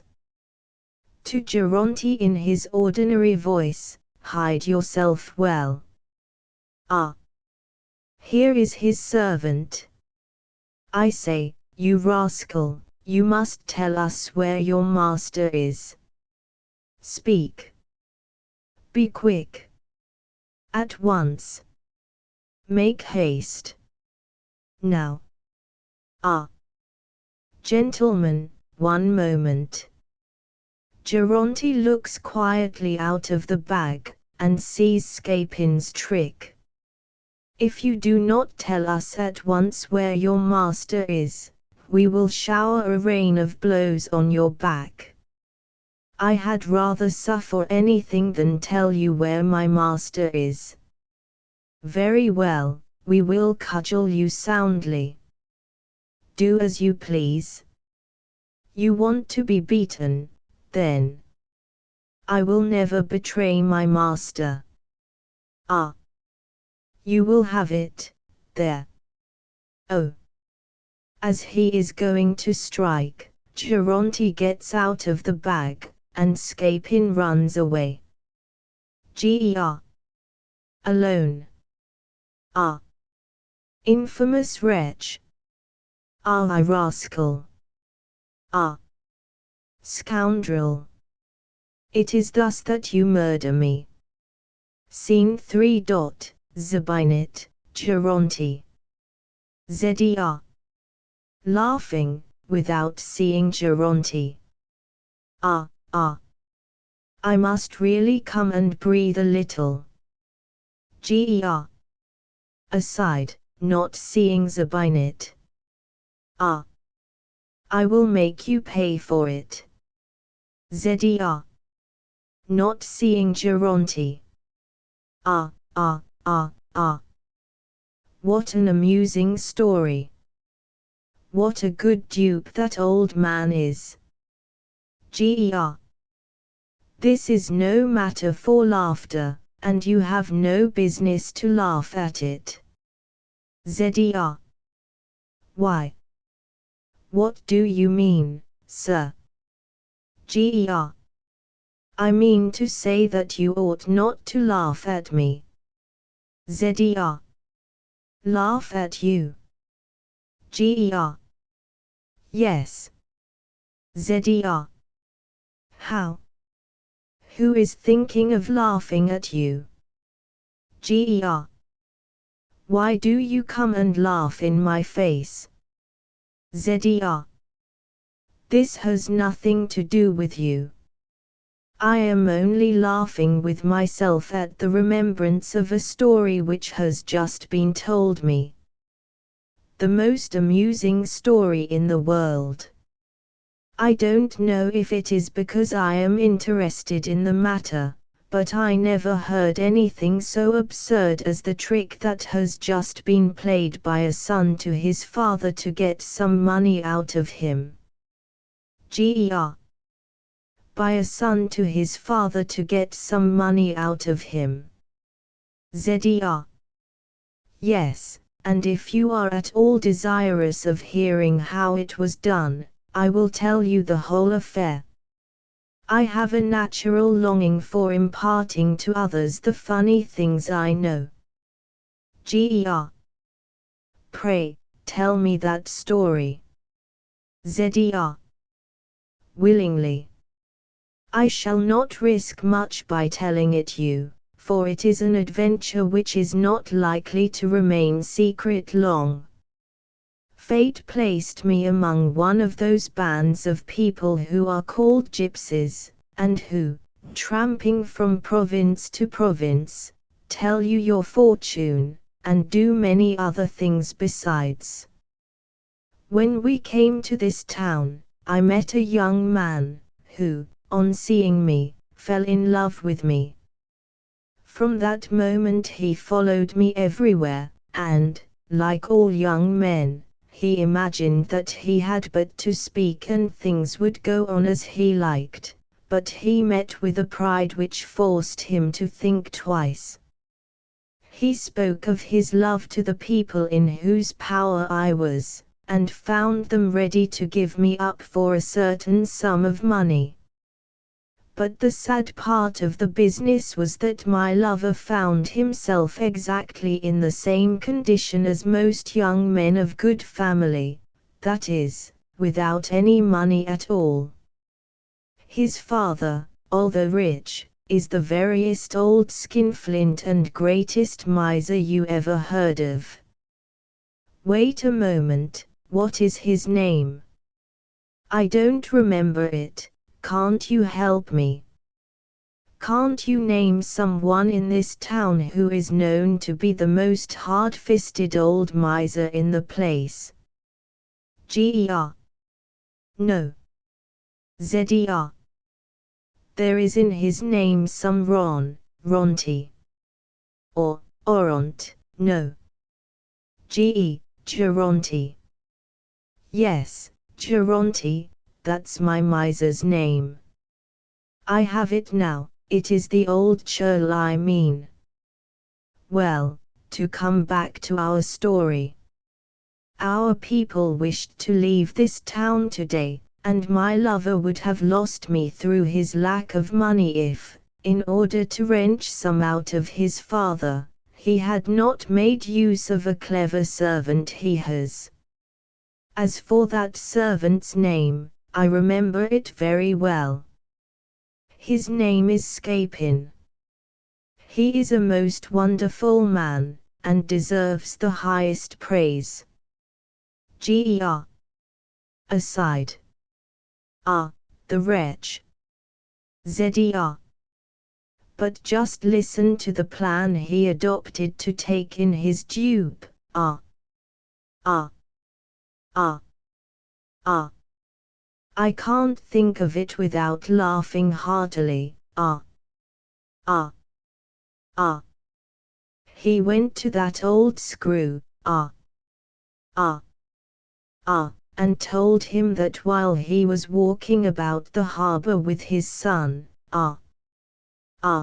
they noticed a Turkish galley, that a young Turk had invited them to come in and see it, that he had given them some lunch, and that, while they were at table, the galley had gone into the open sea, that the Turk had sent him alone back, with the express order to say to him that, unless he sent him 500 crowns, he would take his son to be a slave in Algiers. You may imagine our miser, our stingy old curmudgeon, in the greatest anguish, struggling between his love for his son and his love for his money. Those 500 crowns that are asked of him are 500 dagger thrusts.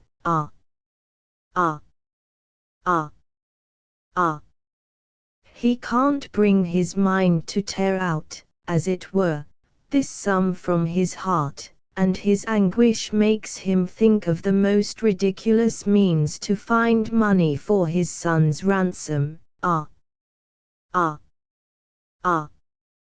He wants to send the police into the open sea after the Turk's galley. He asks his servant to take the place of his son till he has found the money to pay for him, money he has no intention of giving. He yields up, to make the 500 crowns, 3 or 4 old suits which are not worth 30. The servant shows him each time how absurd is what he proposes, and each reflection of the old fellow is accompanied by an agonizing, "But what the deuce did he want to go in that galley for? Cursed galley! Scoundrel of a Turk!" At last, after many hesitations, after having sighed and groaned for a long time, "But it seems to me that my story does not make you laugh, what do you say to it?" What I say? That the young man is a scoundrel, a good-for-nothing fellow, who will be punished by his father for the trick he has played him, that the gypsy girl is a bold, impudent hussy to come and insult a man of honor, who will give her what she deserves for coming here to debauch the sons of good families, and that the servant is an infamous wretch, whom Geronte will take care to have hung before tomorrow is over. Scene 4. Zabinit, Sylvestra. Sil. Where are you running away to? Do you know that the man you were speaking to is your lover's father? Zedr. I have just begun to suspect that it was so, and I related to him his own story without knowing who he was. Sil. What do you mean by his story? Zedr. Yes, I was so full of that story that I longed to tell it to somebody. But what does it matter? So much the worse for him. I do not see that things can be made either better or worse. Sil. You must have been in a great hurry to chatter, and it is indiscretion, indeed, not to keep silent on your own affairs. Zedr. Oh. He would have heard it from somebody else. Scene V. Argent, Zabinit, Sylvestra. ARG. Behind the scenes. Hello. Sylvestra. Sil. To Zabinit. Go in there, my master is calling me. Scene 6. Argent, Sylvestra. ARG.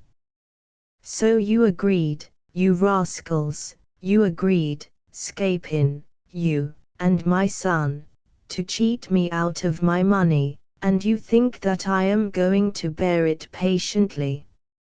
Sil. Upon my word, sir, if Scapin is deceiving you, it is none of my doing. I assure you that I have nothing whatever to do with it. Arg. We shall see, you rascal.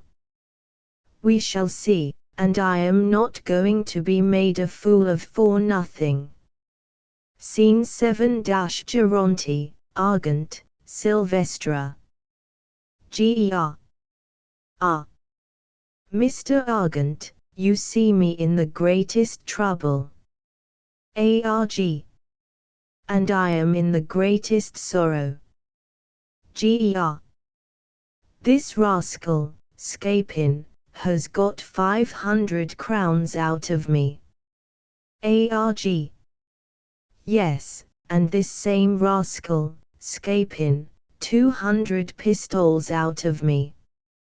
Ger. He was not satisfied with getting those 500 crowns, but treated me besides in a manner I am ashamed to speak of. But he shall pay me for it. Arg. I shall have him punished for the trick he has played me. Ger. And I mean to make an example of him. Sil. Aside. May heaven grant that I do not catch my share of all this. Ger. But, Mr. Argent, this is not all, and misfortunes, as you know, never come alone. I was looking forward to the happiness of today, seeing my daughter, who was everything to me, and I have just heard that she left Tarentum a long while since, and there is every reason to suppose that the ship was wrecked, and that she is lost to me forever. Arg. But why did you keep her in Tarentum, instead of enjoying the happiness of having her with you? Ger. I had my reasons for it. Some family interests forced me till now to keep my second marriage secret. But what do I see? Scene 8. Argent, Geronte, Neron, Sylvestra. Ger. What? You hear, Neron? No. On her knees before Geronte. Ah. Mr. Padolfi, how? Ger. Call me Geronte, and do not use the other name any more. The reasons which forced me to take it at Tarentum exist no longer. No. Alas! What sorrow that change of name has caused us, what troubles and difficulties in trying to find you out. Ger. And where are my daughter and her mother? No. Your daughter, sir, is not far from here, but before I go to fetch her, I must ask you to forgive me for having married her, because of the forsaken state we found ourselves in, when we had no longer any hope of meeting you. Ger. My daughter is married. No. Yes, sir. Ger. And to whom? No. To a young man, called Octave, the son of a certain Mr. Argent. Ger. O heaven! Arg. What an extraordinary coincidence. Ger. Take us quickly where she is. No. You have but to come into this house. Ger. Go in first, follow me, Mr. Argent. Sil. Alone. Well, this is a strange affair. Scene 9. Scapin, Sylvestra. SCA. Well, Sylvestra, what are our people doing? Sil. I have two things to tell you. One is that Octave is all right, our Hyacintha is, it seems, the daughter of Geronte, and chance has brought to pass what the wisdom of the fathers had decided. The other, that the old men threaten you with the greatest punishments, particularly Mr. Geronte. SCA. Oh, that's nothing. Threats have never done me any harm as yet, they are but clouds which pass away far above our heads. Sil. You had better take care. The sons may get reconciled to their fathers, and leave you in the lurch. SCA. Leave that to me. I shall find the means of soothing their anger, and Sil. Go away, I see them coming. Scene X. Geronte, Argent, Hyacintha, Zabinit, Neron, Sylvestra. Ger. Come, my daughter, come to my house. My happiness would be perfect if your mother had been with you. Arg. Here is Octave coming just at the right time. Scene 11. Argent, Geronte, Octave, Hyacintha, Zabinit, Neron, Sylvestra. Arg. Come, my son, come and rejoice with us about the happiness of your marriage. Heaven. October. No, father, all your proposals for marriage are useless. I must be open with you, and you have been told how I am engaged. Arg. Yes, but what you do not know. October. I know all I care to know. Arg. I mean to say that the daughter of Mr. Geronte. October. The daughter of Mr. Geronte will never be anything to me. Ger. It is she who. October. To Geronte. You need not go on, sir, I hope you will forgive me, but I shall abide by my resolution. Sil. To Octave. Listen. October. Be silent, I will listen to nothing. Arg. To Octave. Your wife. October. No, father, I would rather die than lose my dear Hyacintha, crossing the theatre, and placing himself by Hyacintha. Yes, all you would do is useless, this is the one to whom my heart is engaged. I will have no other wife. Arg. Well. She it is whom we give you. What a madcap you are never to listen to anything but your own foolish whim. Hya. Showing Geronte. Yes, Octave, this is my father whom I have found again, and all our troubles are over. Ger. Let us go home, we shall talk more comfortably at home. Hya. Showing Zabinit. Ah. Father, I beg of you the favor not to part me from this charming young lady. She has noble qualities, which will be sure to make you like her when you know her. Ger. What? Do you wish me to take to my house a girl with whom your brother is in love, and who told me to my face so many insulting things? Zr. Pray forgive me, sir, I should not have spoken in that way if I had known who you were, and I only knew you by reputation. Ger. By reputation, what do you mean? Hya. Father, I can answer for it that she is most virtuous, and that the love my brother has for her is pure.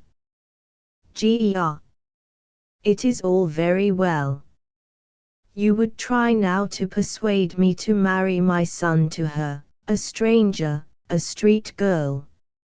Scene 12-Argent, Geronte, Lendra, Octave, Hyacintha, Zabinit, Neron, Sylvestra. Lee. My father, you must no longer say that I love a stranger without birth or wealth.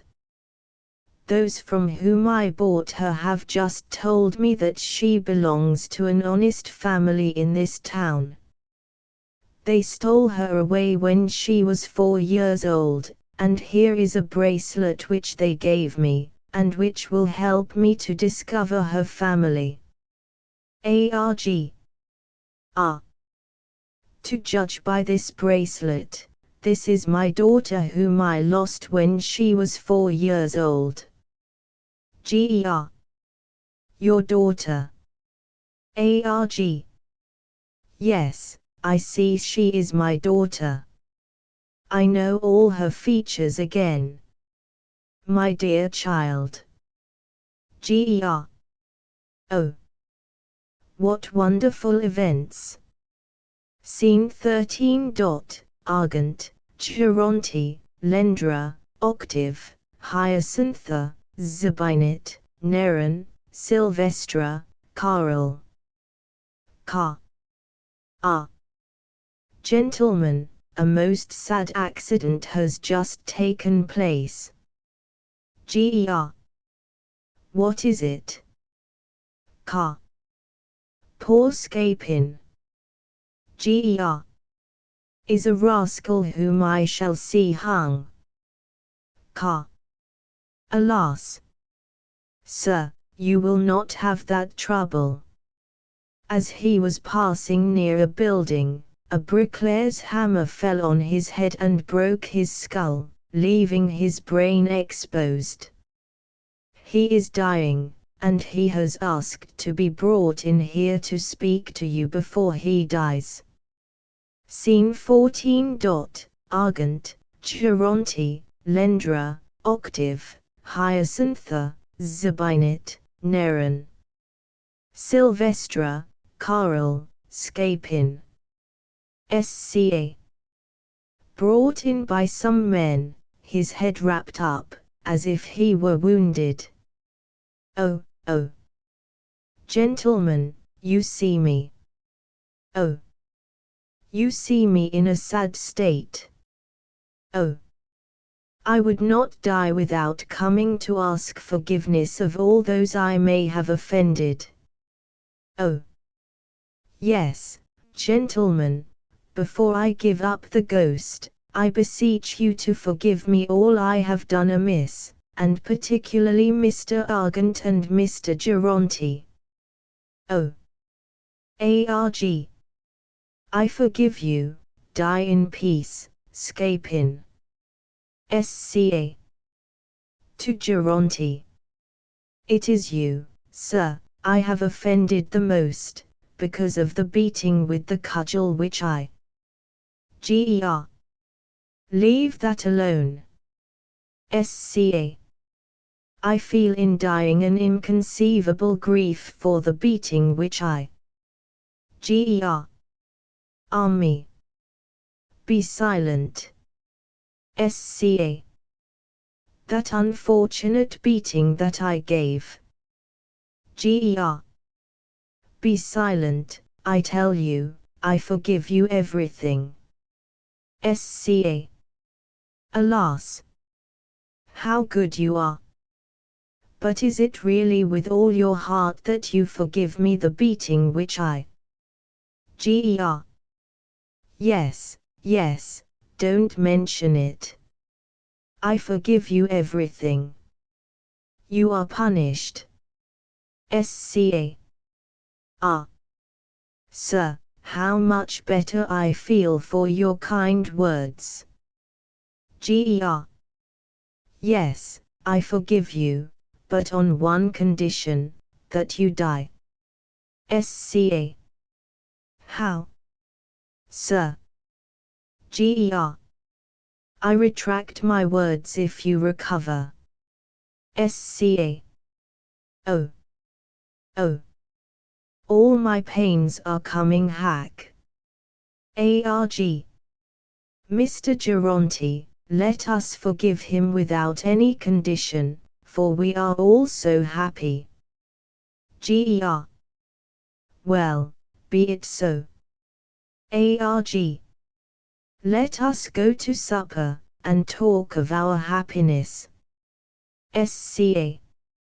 And you, take me to the end of the table, it is there I will await death. Asterisk asterisk asterisk end of the Project Gutenberg ebook The Impostures of Scapin asterisk asterisk asterisk updated editions will replace the previous one, the old editions will be renamed. Creating the works from print editions not protected by U.S. copyright law means that no one owns a United States copyright in these works, so the Foundation, and you, can copy and distribute it in the United States without permission and without paying copyright royalties. Special rules, set forth in the general terms of use part of this license, apply to copying and distributing Project Gutenberg trademark symbol electronic works to protect the Project Gutenberg trademark symbol concept and trademark. Project Gutenberg is a registered trademark, and may not be used if you charge for an ebook, except by following the terms of the trademark license, including paying royalties for use of the Project Gutenberg trademark. If you do not charge anything for copies of this ebook, complying with the trademark license is very easy. You may use this ebook for nearly any purpose such as creation of derivative works, reports, performances and research.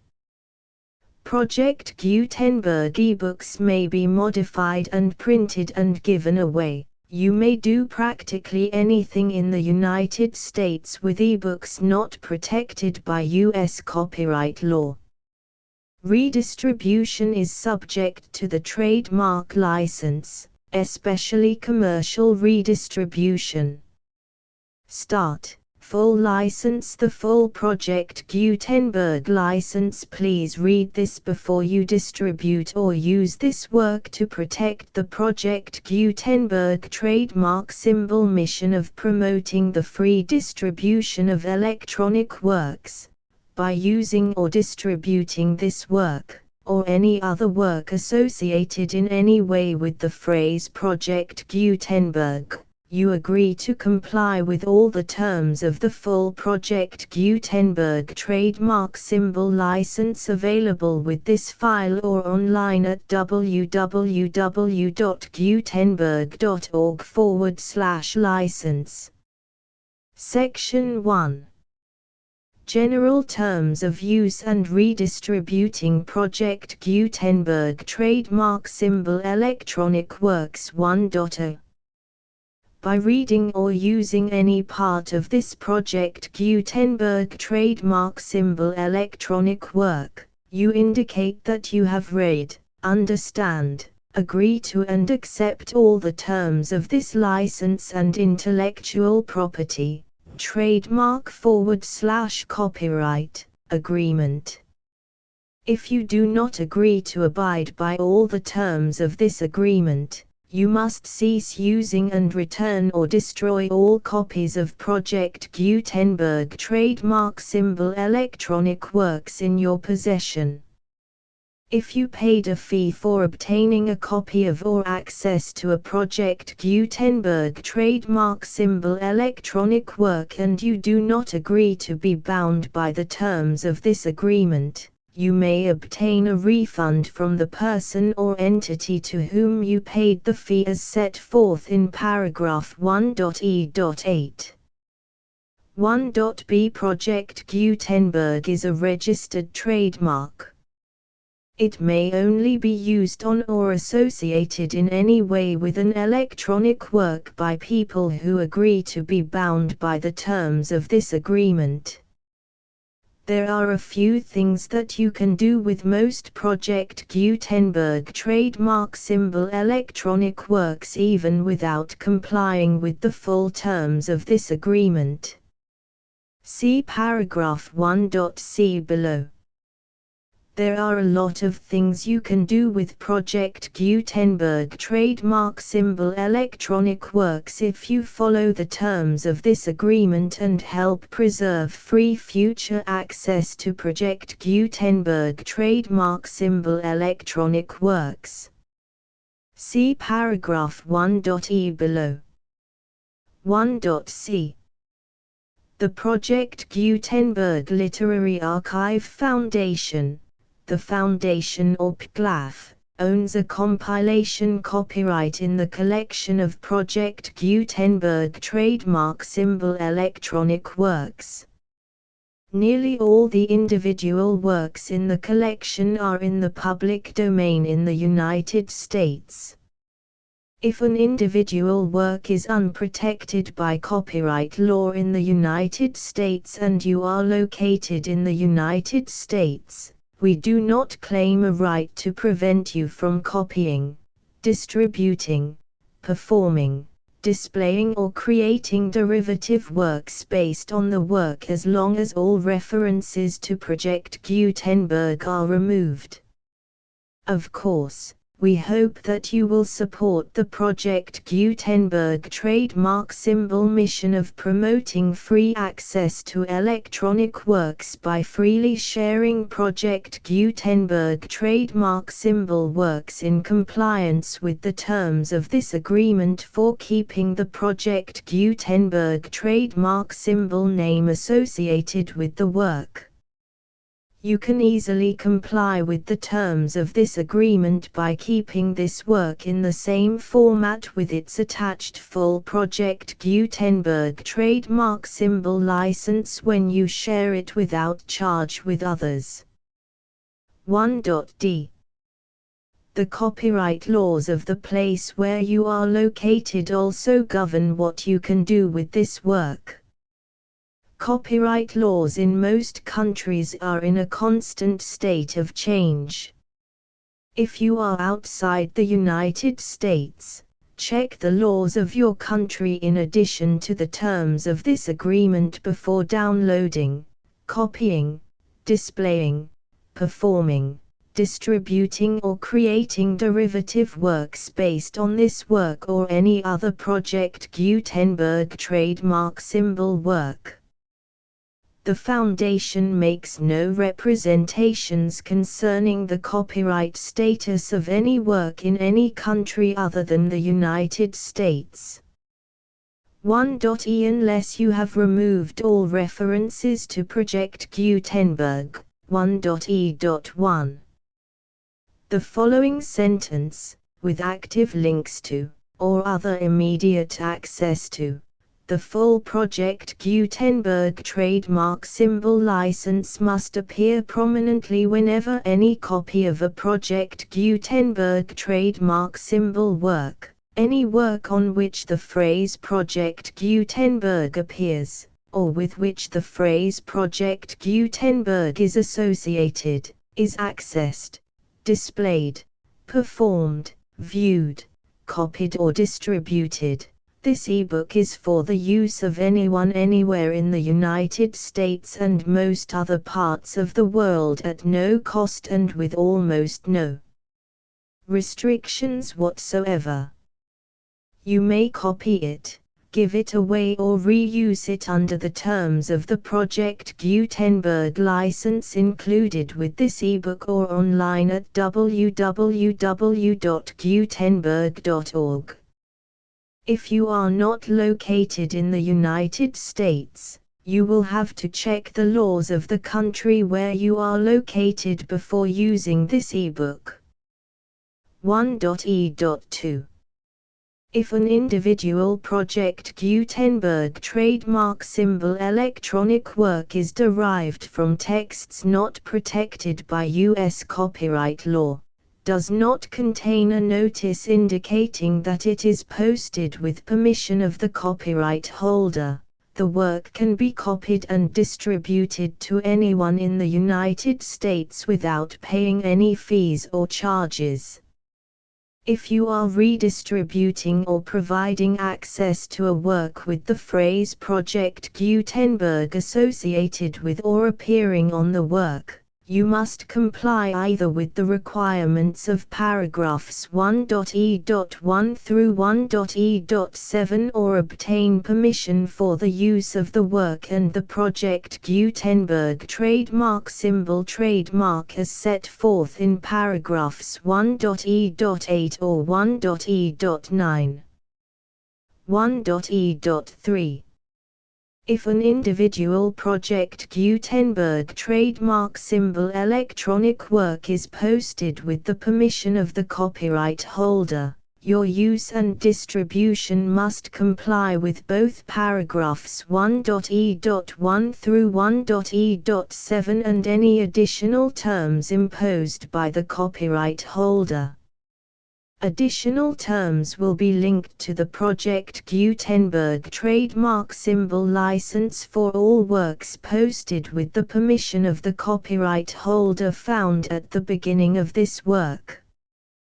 1.e.4 Do not unlink or detach or remove the full Project Gutenberg trademark symbol license terms from this work, or any files containing a part of this work or any other work associated with Project Gutenberg trademark symbol. 1.e.5 Do not copy, display, perform, distribute or redistribute this electronic work, or any part of this electronic work, without prominently displaying the sentence set forth in paragraph 1.e.1 with active links or immediate access to the full terms of the Project Gutenberg trademark symbol license.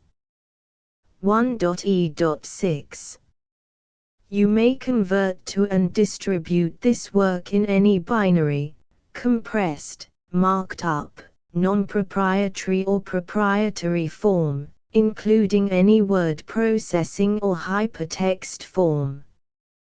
However, if you provide access to or distribute copies of a Project Gutenberg trademark symbol work in a format other than plain vanilla ASCII or other format used in the official version posted on the official Project Gutenberg trademark symbol website, www.gutenberg.org, you must, at no additional cost, fee or expense to the user, provide a copy, a means of exporting a copy, or a means of obtaining a copy upon request, of the work in its original plain vanilla ASCII or other form.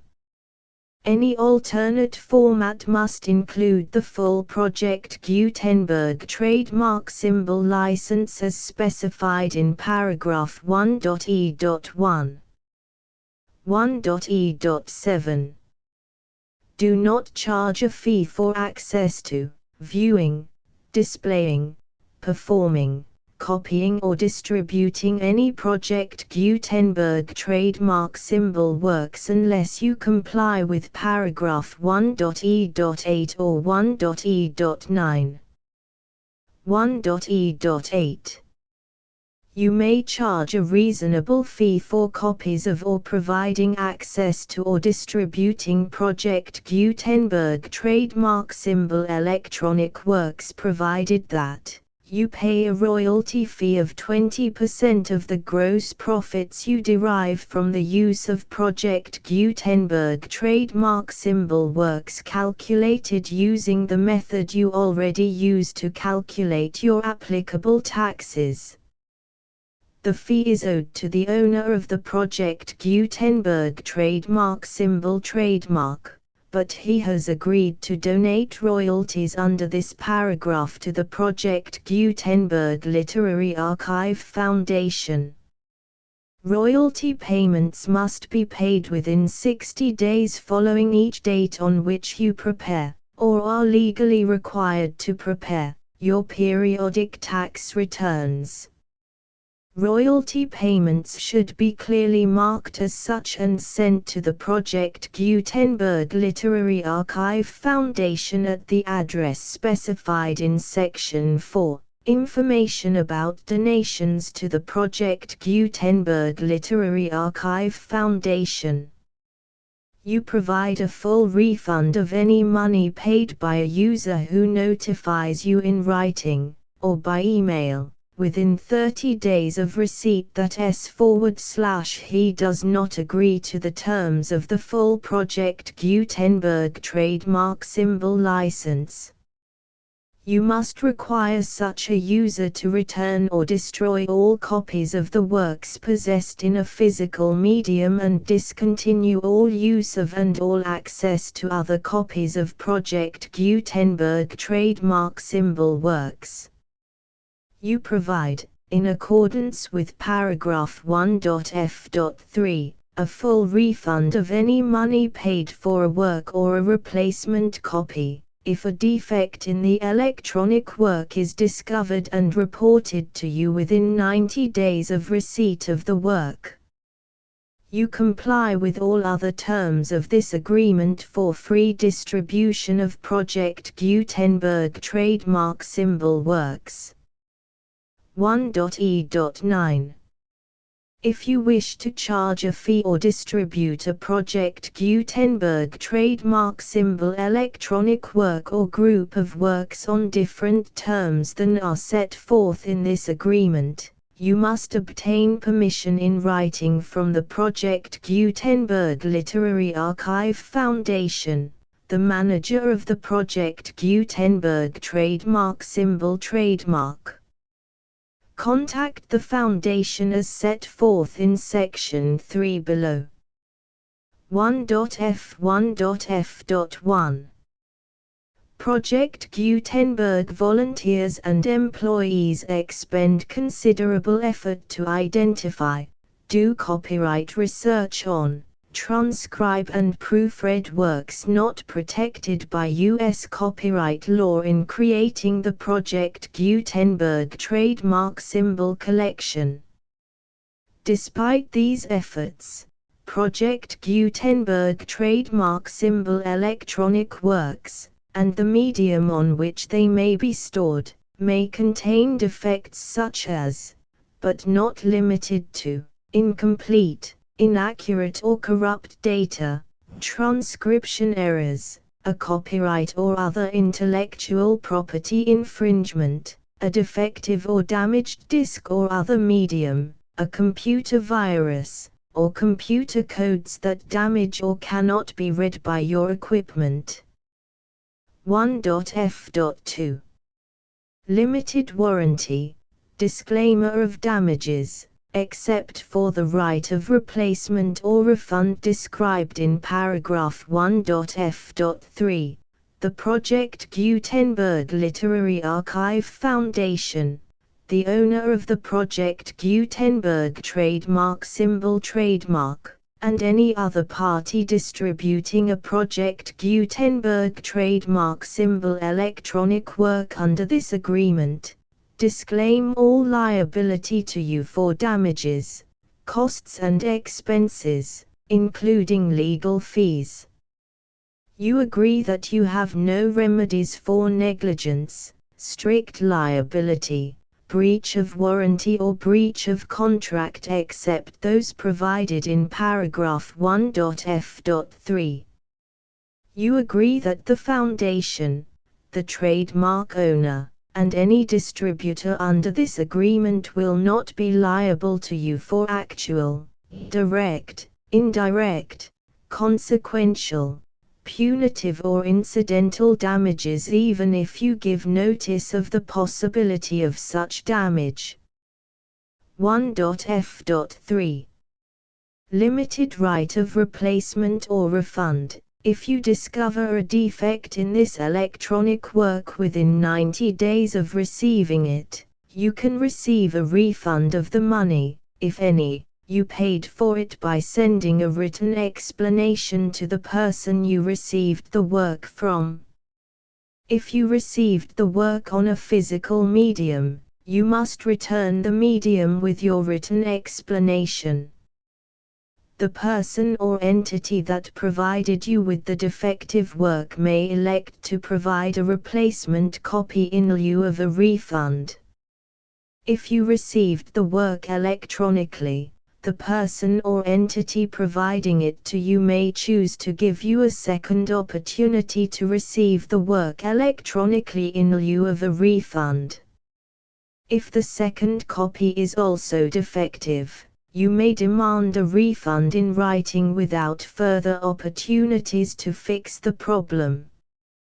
1.f.4 Except for the limited right of replacement or refund set forth in paragraph 1.f.3, this work is provided to you as is, with no other warranties of any kind, express or implied, including but not limited to warranties of merchantability or fitness for any purpose. 1.f.5 Some states do not allow disclaimers of certain implied warranties or the exclusion or limitation of certain types of damages. If any disclaimer or limitation set forth in this agreement violates the law of the state applicable to this agreement, the agreement shall be interpreted to make the maximum disclaimer or limitation permitted by the applicable state law. The invalidity or unenforceability of any provision of this agreement shall not void the remaining provisions. 1.f.6 Indemnity. You agree to indemnify and hold the foundation, the trademark owner, any agent or employee of the foundation, anyone providing copies of Project Gutenberg trademark symbol electronic works in accordance with this agreement, and any volunteers associated with the production, promotion and distribution of Project Gutenberg trademark symbol electronic works, harmless from all liability, costs and expenses, including legal fees, that arise directly or indirectly from any of the following which you do or cause to occur. A. Distribution of this or any Project Gutenberg trademark symbol work. B. Alteration, modification, or additions or deletions to any Project Gutenberg trademark symbol work, and C. Any defect you cause. Section 2. Information about the mission of Project Gutenberg trademark symbol. Project Gutenberg trademark symbol is synonymous with the free distribution of electronic works in formats readable by the widest variety of computers, including obsolete, old, middle-aged and new computers. It exists because of the efforts of hundreds of volunteers and donations from people in all walks of life. Volunteers and financial support to provide volunteers with the assistance they need are critical to reaching Project Gutenberg trademark symbol's goals and ensuring that the Project Gutenberg trademark symbol collection will remain freely available for generations to come. In 2001, The Project Gutenberg Literary Archive Foundation was created to provide a secure and permanent future for Project Gutenberg trademark symbol and future generations. To learn more about the Project Gutenberg Literary Archive Foundation and how your efforts and donations can help, see sections 3 and 4 and the Foundation information page at www.gutenberg.org. Section 3. Information about the Project Gutenberg Literary Archive Foundation. The Project Gutenberg Literary Archive Foundation is a non-profit 501(c)(3) educational corporation organized under the laws of the state of Mississippi and granted tax-exempt status by the Internal Revenue Service. The Foundation's IN or Federal Tax Identification Number is 64-6221541. Contributions to the Project Gutenberg Literary Archive Foundation are tax-deductible to the full extent permitted by U.S. federal laws and your state's laws. The Foundation's business office is located at 809 North 1500 West, Salt Lake City, UT 84116, 801-596-1887. Email contact links and up-to-date contact information can be found at the Foundation's website and official page at www.gutenberg.org/contact section 4. Information about donations to the Project Gutenberg Literary Archive Foundation. Project Gutenberg trademark symbol depends upon and cannot survive without widespread public support and donations to carry out its mission of increasing the number of public domain and licensed works that can be freely distributed in machine-readable form accessible by the widest array of equipment including outdated equipment. Many small donations, $1 to $5,000, are particularly important to maintaining tax-exempt status with the IRS. The Foundation is committed to complying with the laws regulating charities and charitable donations in all 50 states of the United States. Compliance requirements are not uniform and it takes a considerable effort, much paperwork and many fees to meet and keep up with these requirements. We do not solicit donations in locations where we have not received written confirmation of compliance. To send donations or determine the status of compliance for any particular state, visit www.gutenberg.org/donate. While we cannot and do not solicit contributions from states where we have not met the solicitation requirements, we know of no prohibition against accepting unsolicited donations from donors in such states who approach us with offers to donate. International donations are gratefully accepted, but we cannot make any statements concerning tax treatment of donations received from outside the United States. U.S. laws alone swamp our small staff. Please check the Project Gutenberg web pages for current donation methods and addresses. Donations are accepted in a number of other ways including checks, online payments and credit card donations. To donate, please visit www.gutenberg.org/donate. Section 5. General information about Project Gutenberg trademark symbol electronic works. Professor Michael S. Hart was the originator of the Project Gutenberg trademark symbol concept of a library of electronic works that could be freely shared with anyone. For 40 years, he produced and distributed Project Gutenberg trademark symbol ebooks with only a loose network of volunteer support.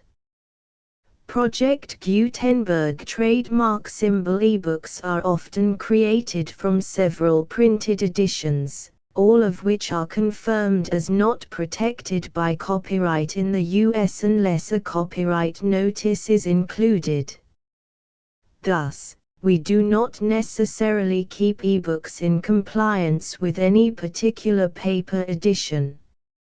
Most people start at our website, which has the main PG search facility, www.gutenberg.org. This website includes information about Project Gutenberg trademark symbol, including how to make donations to the Project Gutenberg Literary Archive Foundation, how to help produce our new ebooks, and how to subscribe to our email newsletter to hear about new ebooks.